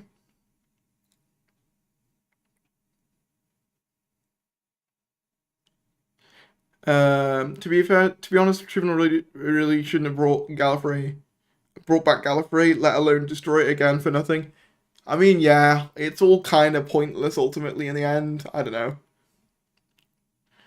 I'm just seeing a thing from YouTube. Now would be a good time to insert ads. No. Leave Gallifrey alone for a season or two.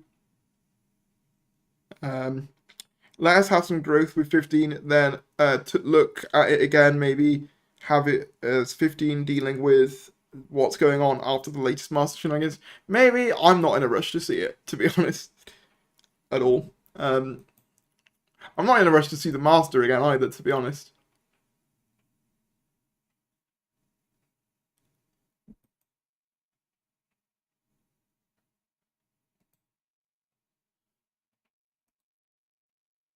Oh my god.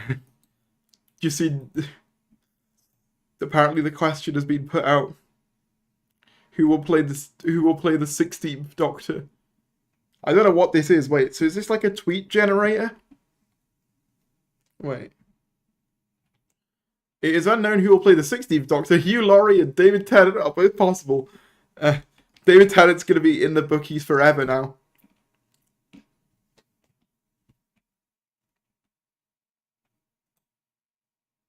Oh.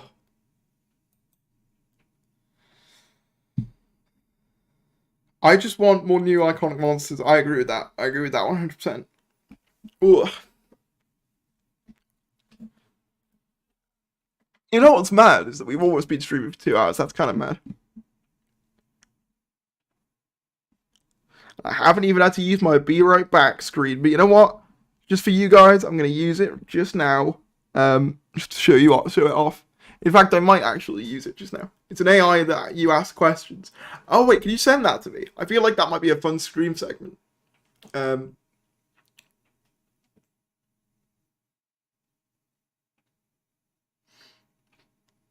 Yeah, if you could send that to me,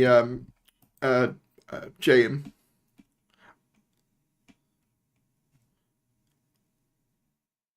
Either in like a Twitter chat or like Yeah, comment.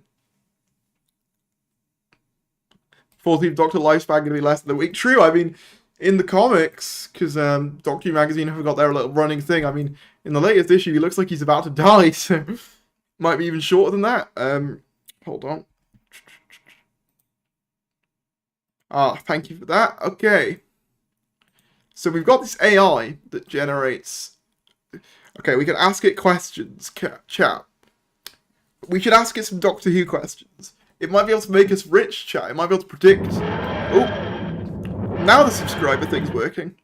But thank you to Will B for subscribing. Don't know why it's only now just working, but yeah, thank you for subscribing. If you do subscribe, you will get your name on the little screen thing. But yeah, so let me find it. Where was I? So that's the wrong thing. That's the wrong thing. Where was I? Aha, there we are. So this is so you can ask it anything, and apparently it'll tell you. So let's start off, shall we? Let's start off simple. Give me a question, chat. Give me something Doctor Who related, and I'll put it in here. Like, what's something in the future that you think it would know? You know, an AI.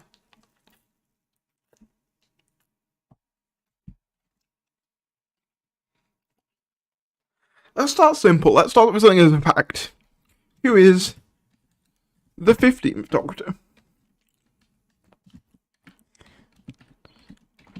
Alright, let's start off with something with a fact. Let's see if it gets it right.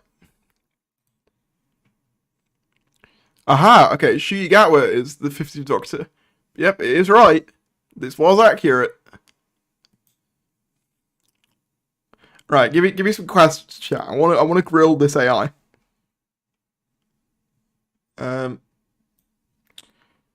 How do you fix a chameleon circuit?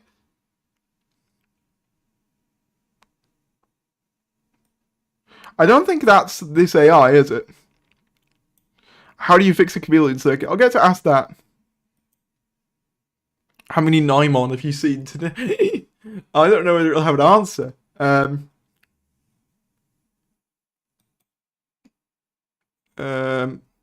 me have a look here. So, I'm doing the next one. I'm going to do is, how do you fix the chameleon circuit? See what it says. It just tells me what the chameleon circuit is. Circuit's already broken. Doesn't tell you how to fix it. Oh, we've got a super chat. Yes, you have. Thank you to History Talks with Tom for the £2 super chat. Let me read out what you said. The Rani should be the main equal to the Doctor.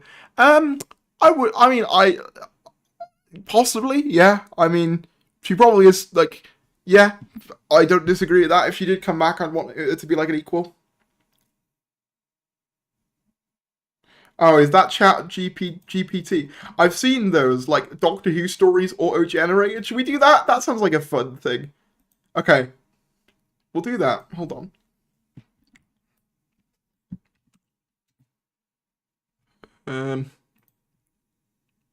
Is it this?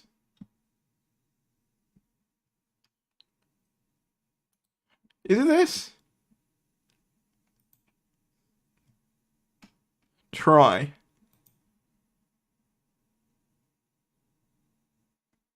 I'll log in.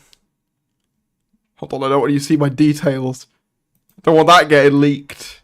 It's the one thing I don't want to leak. Not today.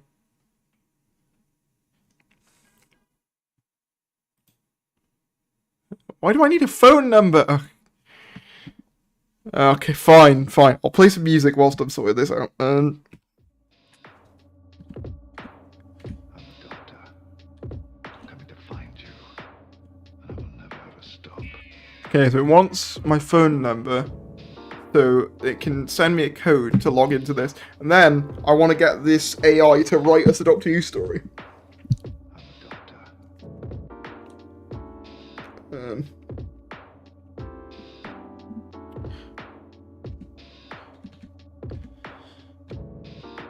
Okay.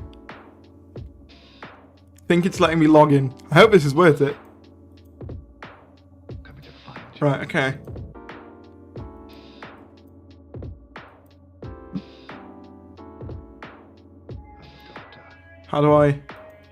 Okay, so I'm guessing we just give it a prompt. So I'm on this screen. Okay. Coming to find you. So it's like examples. Remembers every conversation you've had.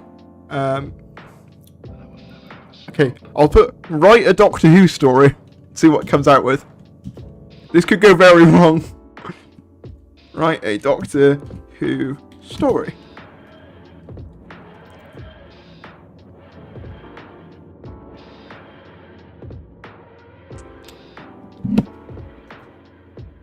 Oh, here we go.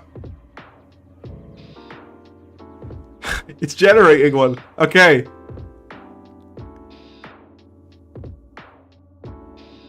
Okay. Let's read it off, okay? The TARDIS materialised in the middle of a bustling street in Victorian London. The Doctor, dressed in a long coat and fedora, stepped out of a blue police box and looked around, taking in the sights and sounds of the city. I mean, it's recognised who the Doctor is. As he walked down the street, he couldn't help but notice that something seemed off. The people around him seemed tense and anxious, and there was a sense of fear in the air. The Doctor followed his instincts and made his way to the local newspaper office. Inside, he found a group of reporters huddled around a table, discussing a strange series of events that had been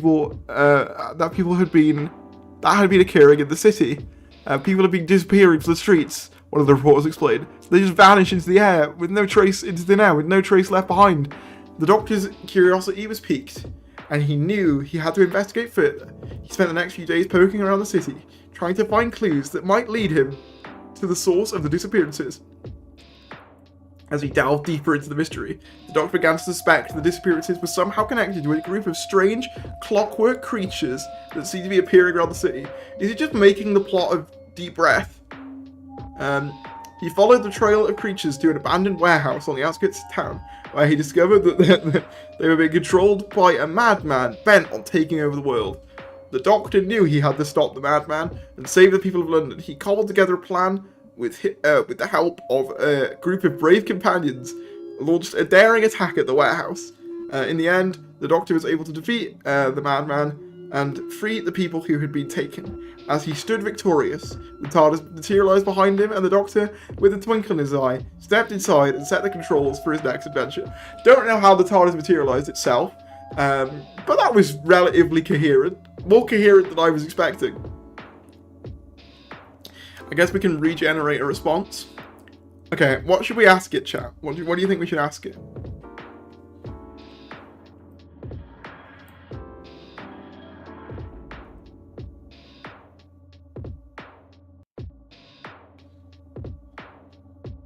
Not me just sitting daydreaming about someone messing with the TARDIS.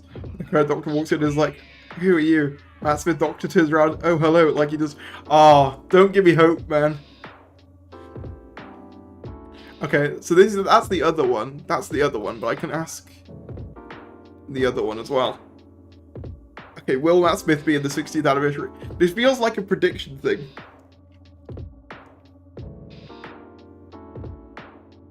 Oh my god, another live stream of Christmas Miracle. I keep you all busy. You wouldn't know what to do without me. Wait, who said... Oh yeah, will Matt Smith be in the 60th anniversary of Doctor Who? Let's have a look. Whatever this AI answers is what's going to happen. So... Because why would AI lie? What can't speak, can't lie, as Del Boy used to say. Coming to find you.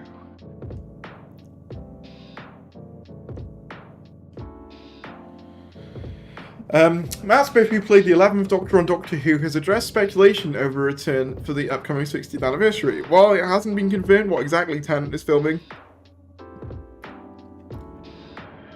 for the Diamond anniversary, Smith admitted he hasn't received a call yet. Smith previously reprised his role as the 11th Doctor in 50th anniversary special The Day of the Doctor. I mean, that's kind of false. He was already the current Doctor then, but sure. So no, is the answer to that question.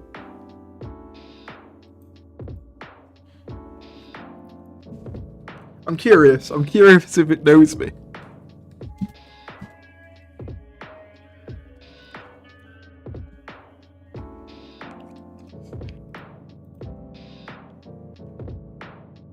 Oh my god, it got it right.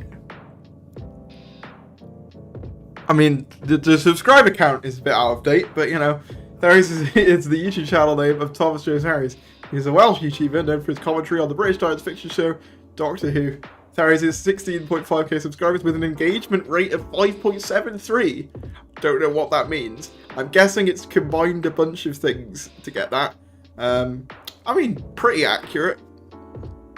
The subscriber count's a bit wrong, but it got it mostly right. So that's weird, though. I'm guessing it just takes like any information about you from around the internet, but. Okay, write a regeneration story including the Absorber. Alright. I mean, there's two different ones I'm using right now, but I'll send both later on. Okay. I'll ask it to write a regeneration story featuring the Absorber.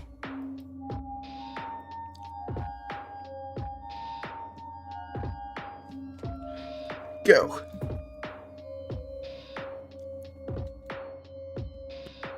Oh god, here we are. Oh my god, okay, it's writing it. Chat, it's writing it. Oh god. The Doctor was running for his life, the Absorber hot on his heels. The Absorber was a formidable alien creature, capable of absorbing the life force of any living being he came in contact with. And the Doctor knew that, if he didn't escape, he would be next. He darted through the corridors of the spaceship, dodging laser blasts and leaping over obstacles as he went. But the Absorber was getting closer and closer, its tentacles reaching out. Apparently it has tentacles now. Its tentacles reaching out to snatch the Doctor in its deadly grasp. Just when it seemed like the Doctor was about to get caught, he stumbled into the TARDIS and slammed the door shut behind him. He leaned against the control panel, panting, trying to catch his breath. It was then that the Doctor realised he was badly injured. He had taken a severe beating during his escape, and he knew that he couldn't go on much longer. As the Absorber battered at the TARDIS doors, the Doctor made a decision he had been avoiding for a long time. It was time to regenerate. He stumbled over to the console and began to set the controls. The TARDIS shuddered and shook as the energy of the regeneration flowed through the Doctor's body, healing his wounds and transforming him into a new body. As the process reaches its climax, he collapsed to the floor. When he awoke, he was a new man, with a new personality, with a new face and a new personality. The Doctor looked around at the TARDIS, taking in his new surroundings. The Absorber was nowhere to be seen, and the Doctor knew he had once again cheated death. But as the controls set for his next adventure, the Doctor couldn't help but wonder what challenges lay ahead of him in his next form. Only time would tell. There you go. It did it. I wasn't sure whether it was going to know all the specifics, to be fair.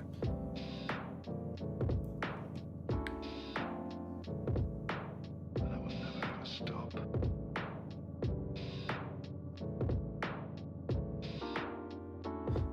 This is that is actually amazing. This is epic. Yeah, that's pretty cool. Okay. If it knows the Absorber, I feel like we could get more niche with this. Okay.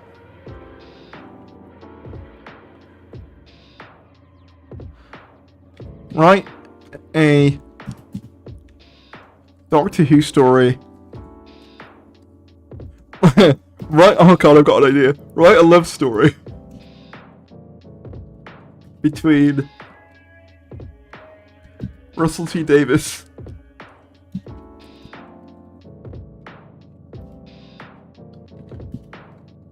and Stephen Moffat. I don't know why that's what came to my head, but it is.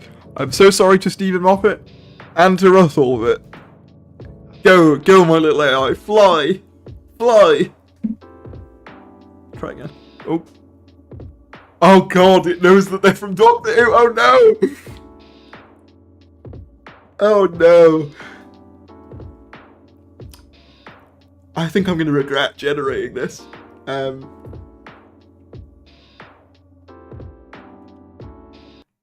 like I need just some silence for a moment. I can't believe this is working. Everyone, red alert, you're about to hear some cursed fan fiction. Russell T Davies and Stephen Moffat had been working together on Doctor Who for years, but it wasn't until late last night. It wasn't until a late night writing session that they realised they had feelings for each other. It'd been a long day, and the two men were exhausted as they sat in the dimly lit writer's room, working on a script for the next episode. But as they talked and laughed and bounced ideas off each other. Something shifted between them. Oh no! Before they knew it, they were staring into each other's eyes, lost in the moment. It was then they realised they both had feelings for each other, far beyond that, for each other that went beyond friendship. Over the next few weeks, Russell and Stephen couldn't deny their feelings. Okay, this is that's scary that it's able to do that and picks up that they're like Doctor Who writers. I don't know whether I want to read the rest. That feels a bit strange. I wasn't expecting it to actually generate a decent, like an actual fleshed out response to that. I'm a little bit lost for words. Instant regret. Make this an entire video. This is actually really cool. I'm not gonna. No, there's not any more. No. Why have you stopped reading it? No. Because it feels wrong. It feels wrong. No. You've started, so you gotta finish. Okay, but I'm only doing it because you've said. All right.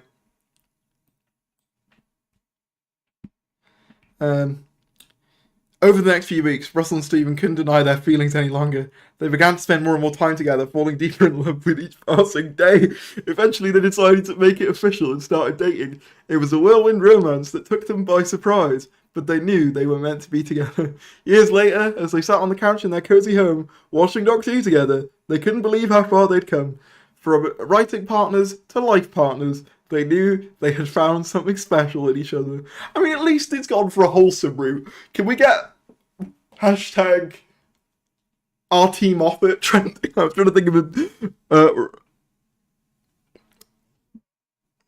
Moffat T Davis? I don't know. What does the T stand for? That's a question. That was interesting.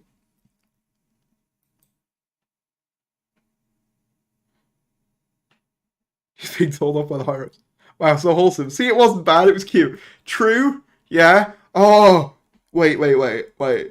Hold on. If it knows who Russell T Davies and Stephen Moffat are, it's gonna know who Chris Chibnall is, right? T stands for Theres. Russell the Davis. Yeah, true. Okay. I'm going to input something about Chris Chibnall. Now, bear in mind, I like Chris Chibnall as a person, but I want to see what it says. Right. A villain origin story. Chris Chibnall.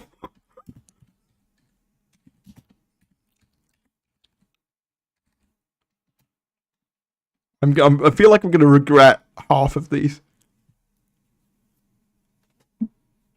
Is it going? I need to hit enter again.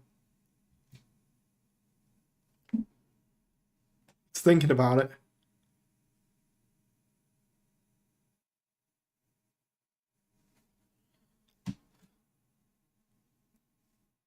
Go on. Why is it not going? Oh, it's still thinking. Oh god. It's overloaded with other requests. No. Try again, please. Please. Give us the fan fiction we want. Oh. Oh no.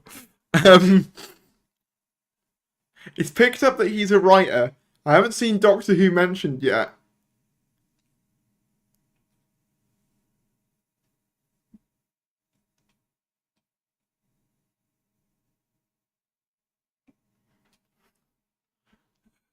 Ugh.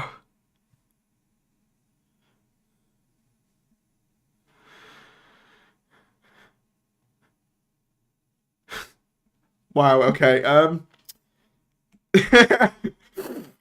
feel like I need to do this in a specific voice. Hold on.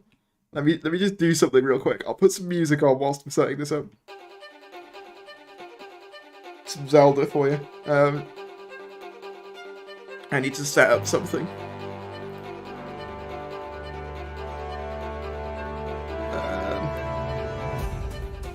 Okay.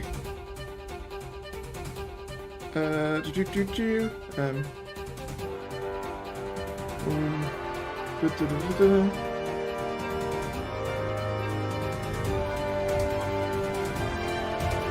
me just find the voice that I want. Guess that'll do. I guess.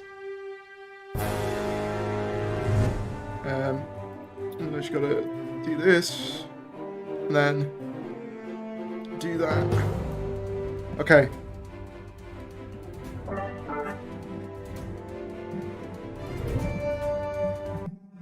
Christian was always a bit of an outsider. He was a talented writer. I don't know how this sounds, by the way. With a passion. Oh, yeah, that doesn't sound like it. Hold on. I'll make a different voice. Give me a sec. Try this one. Oh, yeah, here we go. Wait. I like the music, but the voice not doing it for you. Hold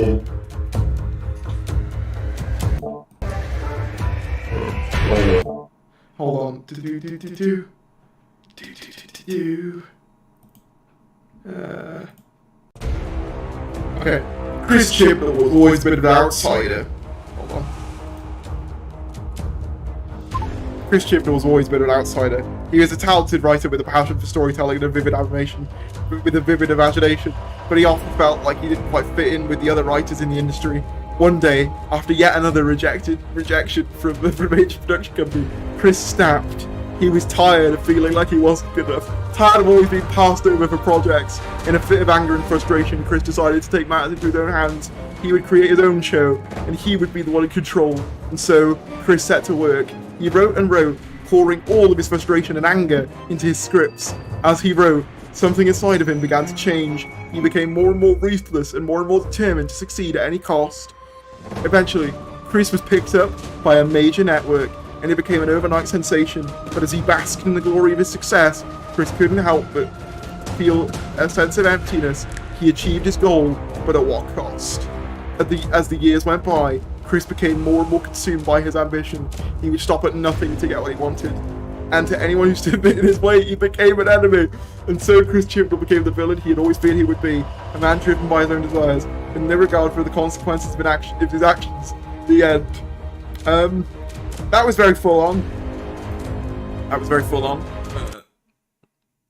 That was a lot to deal with, and I appreciate that you all went on that journey with me.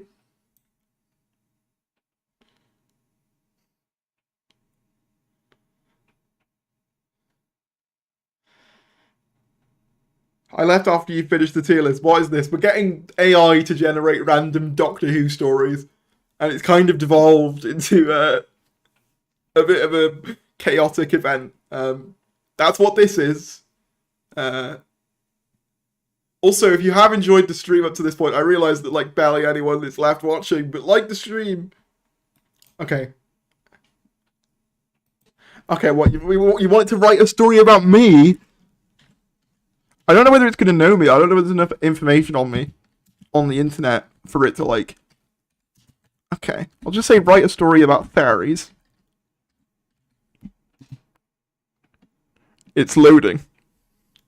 See, what if it makes me like really evil or something?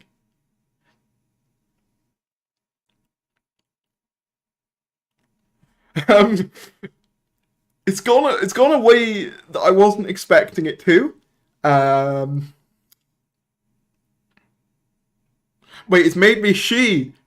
It's made me a woman.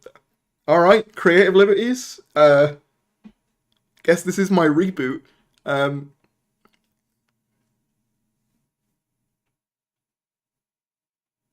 Tharies was a young, ambitious scientist, determined to make a name for herself in the world of genetics. She spent long hours in the lab, poring over her experiments and searching for ways to push boundaries of what was possible. One day, Thari stumbled upon a strange discovery. She had been working on a way to increase the intelligence of laboratory animals. I have no idea where this come from.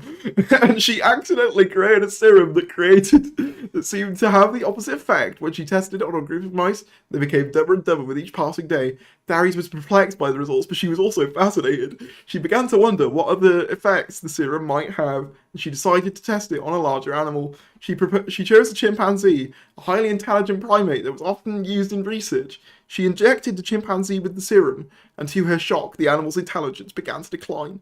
Ares knew that she had to find a way to reverse the effects of the serum. She spent long hours in the lab trying to find combinations and formulas, hoping to find a cure. Finally, after months of work, Ares succeeded. She developed a serum that restored the chimpanzee's intelligence to its previous level. Ares was hailed as a hero, and her discovery was hailed as a major scientific breakthrough. She became a star in the world of genetics, and her name became synonymous with intelligence and motivation. And as she looked back at her journey, Ares couldn't help but feel a sense of pride and accomplishment. She had faced many challenges along the way, but she had persevered, and came out on top.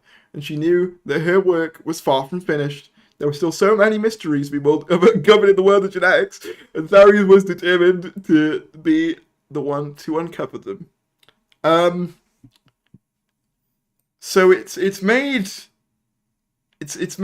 me a genetic scientist and also a woman who was doing experiments to make animals more intelligent.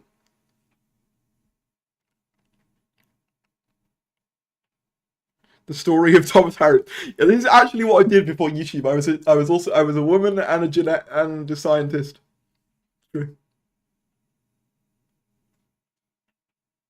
Multiverse of Ares, yeah.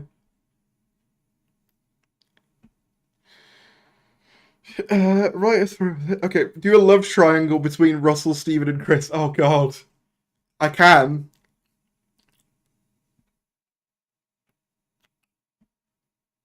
What if I went... Right, a love triangle.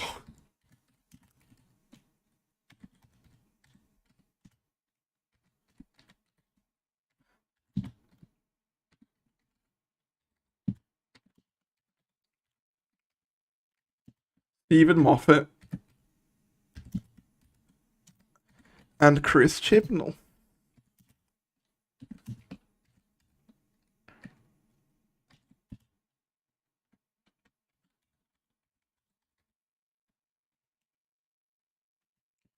Okay. Boom. I've made the calculations. It's calculating a love triangle between Russell T Davies, Stephen Moffat, and Chris Chibnall.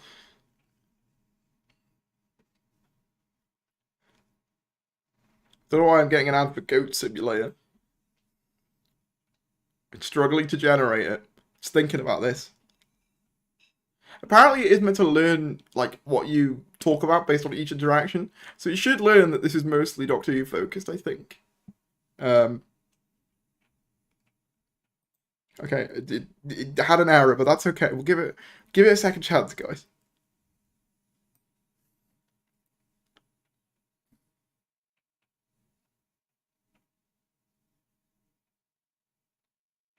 This will be interesting to say the least.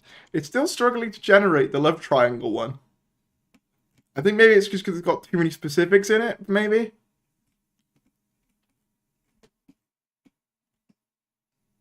Yeah, well, it's done it. It's done it.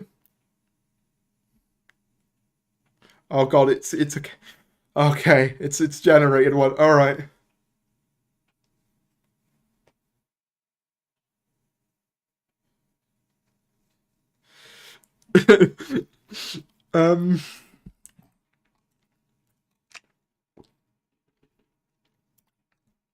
Okay. Hold on, I feel like we need some more appropriate music for this.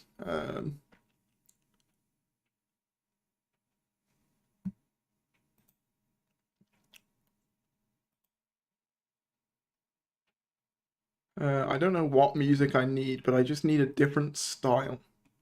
You know?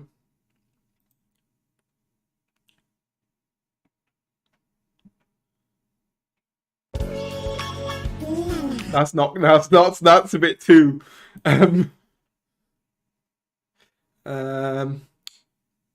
love sounds. Okay, here we go. Russell T Davies, Stephen Moffat, and Chris Chibnall had been the best of friends for years. I need to turn this down a bit. Hold on. Russell T Davies, Steve. Oh wait, it ended there. Wait. Oh no, I wanted it longer than that. Damn it. Wait, does any of them loop? No, that's just a magic sound. I just need like a I need like a romantic song. Hold on. I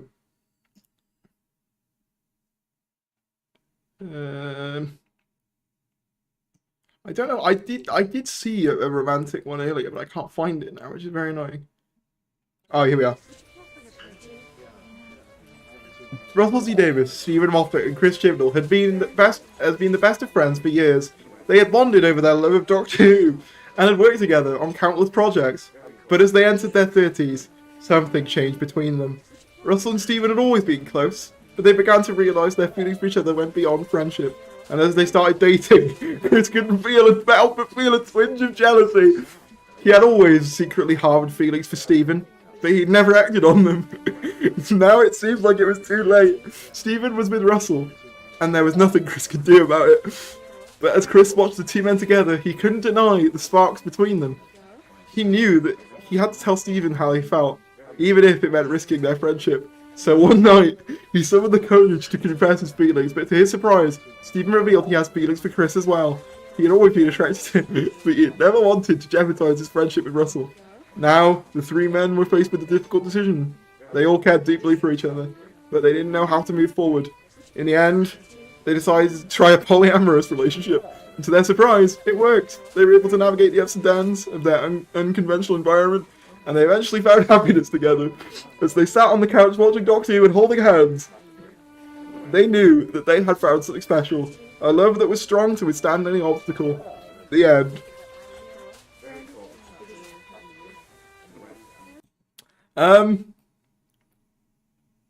Is this not just real life?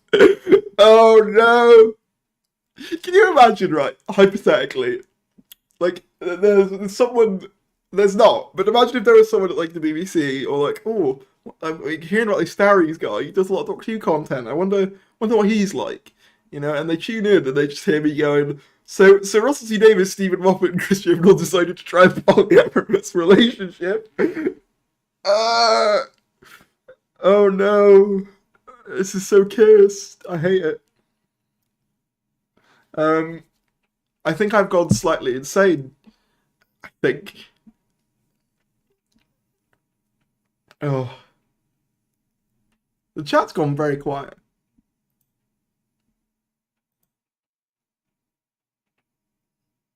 There is a tale of revenge between the big slaves and the half. I don't know, like, I don't know what to say about the pig slaves and the half. What I will say about the pig slaves and the half. I feel like we need to go back to fictional characters. Oh, I've got one. Right.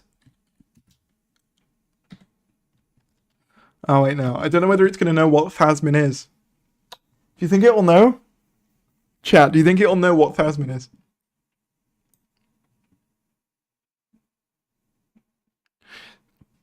This is going to be my legacy, right? Imagine I die, and people go, "Oh, you know what did he do?" You know, they're gonna bring up that, and they're gonna be like, "He got an AI to write fan fiction about Doctor Who showrunners falling in love."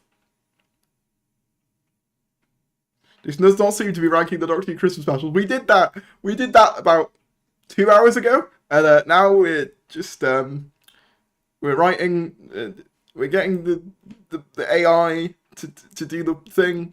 I'm not proud of it, but this is my life now. I put up with like an hour. What did I miss? Oh, and you know, not much. We've been getting an AI to write fan fiction about the Doctor Who showrunners, including about how they got into a love triangle. What else has happened? Just stuff like that.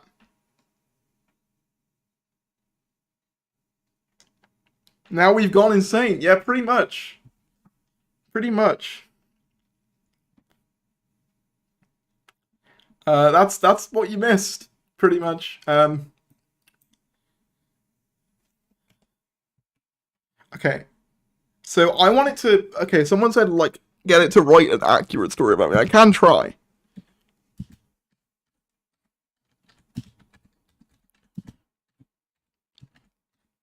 Doctor Who YouTuber Fairies See if it gets like. Let's make it so I'm not a scientist working on genetic research this time.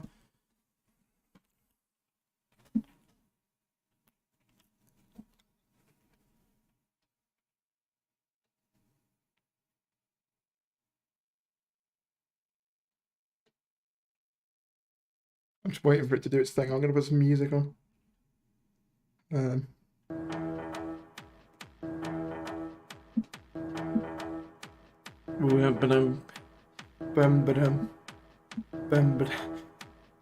Oh no, it didn't do it. Ah, okay, I'll try again. Sometimes it has some errors.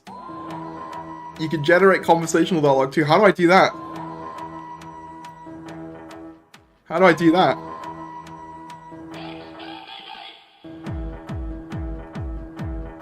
You know what? Screw this boring ass lighting. You know, while we're here, while we're entering our insane arc, while we've got this Doctor Who trap music on, you know, let's embrace it. I'm having fun. This is how I spend my Christmas.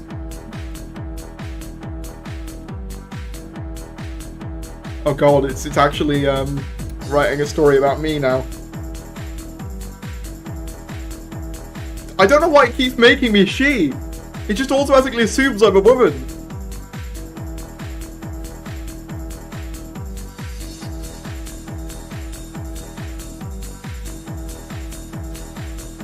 Welcome to my rave. I don't know how this looks, by the way. Wow, you're still alive. Yep, I'm still here. Thank you. I've gone slightly insane.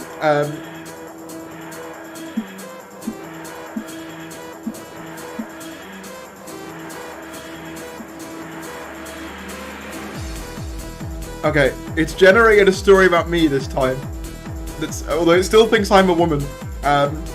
Therese was a young, passionate Doctor Who fan who had always dreamed of sharing their love of the show with the world. So when she discovered YouTube, okay, she knew that she had found her calling. She started a Doctor Who themed channel. I'm gonna change the music because it's not got the chill vibes. She knew that she had found her calling. She started a Doctor Who themed YouTube channel and began uploading her favourite episodes. Videos about her favourite episodes, characters and theories. Not that far off. Not leaks haven't been mentioned yet. And to her surprise, her channel quickly devoted a following. As her channel grew, Therese became more and more immersed in the Doctor Who community. She spent long hours researching and filming. That's not true. Always striving to create the best content she could, but as her fame grew, Therese found herself struggling to balance her passion for Doctor Who with the demands of personal life. That's not true, I don't have one. She was constantly on the go, travelling to conventions and meeting fans. That is kind of true, I do go to conventions. And it was starting to take its toll. One day, after yet another long day of filming, Therese collapsed on her couch and let out a big sigh. She was exhausted. She sat up and grabbed her laptop, determined to find a way to make her dream work for her. She spent the next few hours brainstorming and tinkering with her schedule, until eventually she came up with a plan. From then on, Therese made sure to take breaks and prioritise self-care. She still worked hard and poured her heart into her videos, but she also made time for herself and the people she loved. As she continued to create content and connect with her fans, Therese knew that she had found a way to make her passion sustainable. She had discovered her own balance, and she was very grateful for it. To be fair, this one was relatively wholesome. Epilepsy warning, yeah. Actually, I probably should stop this if... Apologies. I probably should stop this if there's like the risk of it. I didn't even think of that. I was like, oh yeah, I didn't even think of that. I'll turn it back off. I hope RTD is watching. I hope he's not, because we got an AI to generate a love story between him and Stephen Moffat. I hope this isn't the thing of mine he watches. To be honest.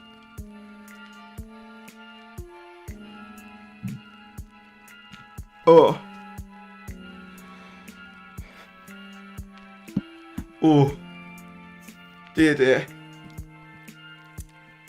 We've been streaming for about 2 hours, 20 minutes.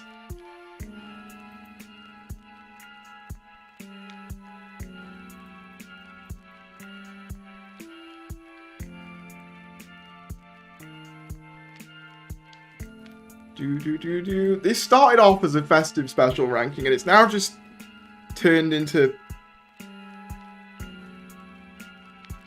Darius, stop making me ask for the inclusion of the hat. I'll do another hat. Write a script for a Doctor Who video essay about the downfall of... Oh wait, I should do that. No. I'll get it to make its own negative Doctor Who review. Write a video essay.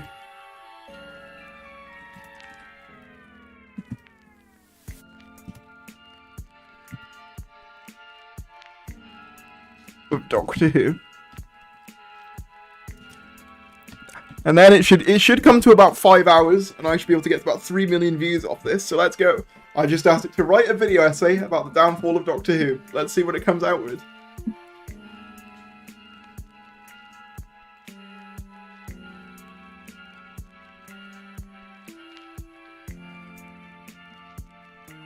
Is it gonna do it? It's loading.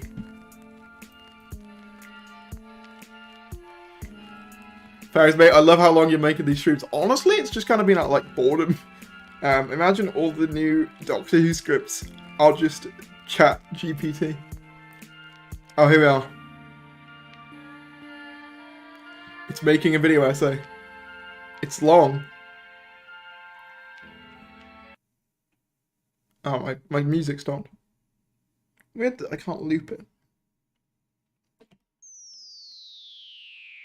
Hello and welcome to my video essay on the downfall of Doctor Who. For those of you who may not be familiar, Doctor Who is a British science fiction television show that has been on the air since 1963. It tells the story of an alien known as the Doctor, who travels through time and space in the Tardis accompanied by a series of human companions. Over the years, Doctor Who has amazed and devoted... over the years, Doctor Who has amassed a devoted fan base and become a cultural phenomenon. But in recent years, the show has faced a series of challenges that have led to a decline in popularity. One of the main issues has been a lack of consistency in the show's creative direction. Since its inception, Doctor Who has gone through a number of different showrunners, each of whom has brought their own vision to the show. With some of these changes being successful, others have been met with mixed reactions from fans. Another issue has been the show's changing tone. Doctor has also been known for its blend of humour and drama, but in recent years, it has leaned heavily into darker, more serious storylines. While this has been successful for some fans, it has turned off others who prefer the more light-hearted, whimsical tone of the show's earlier seasons. In addition, the show has faced criticism for its lack of representation. Doctor has always had its a diverse cast of characters, but has been criticised for not having enough people of colour or LGBTQ+ characters in lead roles. This is just what the AI generated as Doctor Who video essay, apparently. Finally, the show has struggled with its budget and production values. Doctor has also always been known for its innovative special effects and elaborate sets, but in recent years, these have suffered due to budget cuts and other production issues. Overall, Doctor Who is facing a number of issues and challenges that have led to its decline in popularity. Okay, you get the idea, right? That's what it...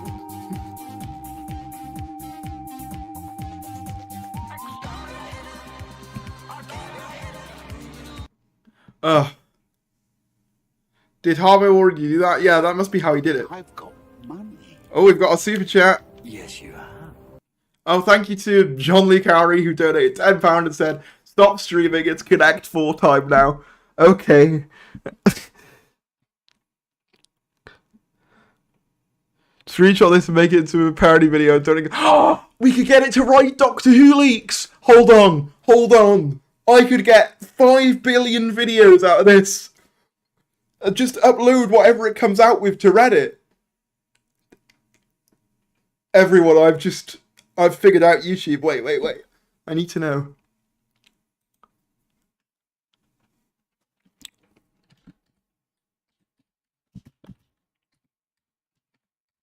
Wait. If it writes a leak. Okay, what if I did write a Doctor Who Series 14 leak?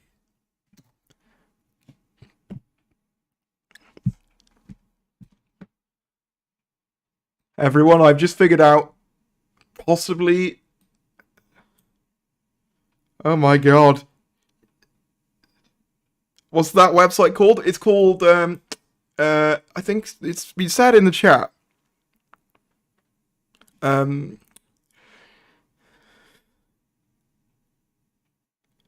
Oh wow.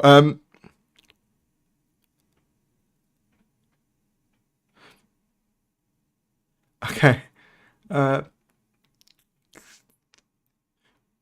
Darius is just turning evil at this point. Nah, I'm a good guy. Do you like any comedians? I like Russell Howard. He's probably my favorite at the moment. I like a lot of the older comedians as well. I hope that answers the question well. Okay, here's the fake Series 14 leak it generated.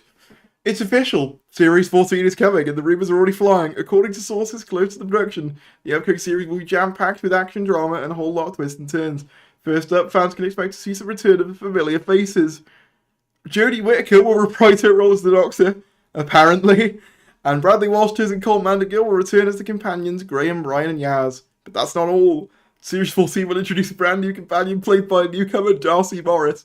Darcy's character, Ella, is described as a feisty and determined young woman who teams up with the Doctor and her companions on their adventures. As for the storyline, sources say that Series 14 will take the Doctor and her companion on a journey through time and space, as they face off against the show's most iconic villains. The Cybermen, Daleks, and Master are all rumoured to make appearances, with even whispers of a crossover with the classic Doctor Who villain, the Sontarans. But the biggest leak of all is the rumour that the Doctor will go face to face with their own past selves in a special multi-Doctor episode. Details are scarce on this one, but fans are speculating that it may see the return of some fan-favourite Doctors, including Tom Baker and David Tennant. All in all, Series 14 seems like it's shaping up to be a must-watch for fans of the show, keeping an eye out for more updates as we get closer to the release. Do you know what's crazy about that? Is that doesn't even sound that far away from some of the leaks that I've actually read. That's actually mad. It's not even that far away. But hey, listen, I think I'm going to wrap up the stream. But thank you all for tuning into whatever this was. I really appreciate it. I realise that it's been very long and very weird. But I hope you enjoyed. And I will see you in a bit. Goodbye.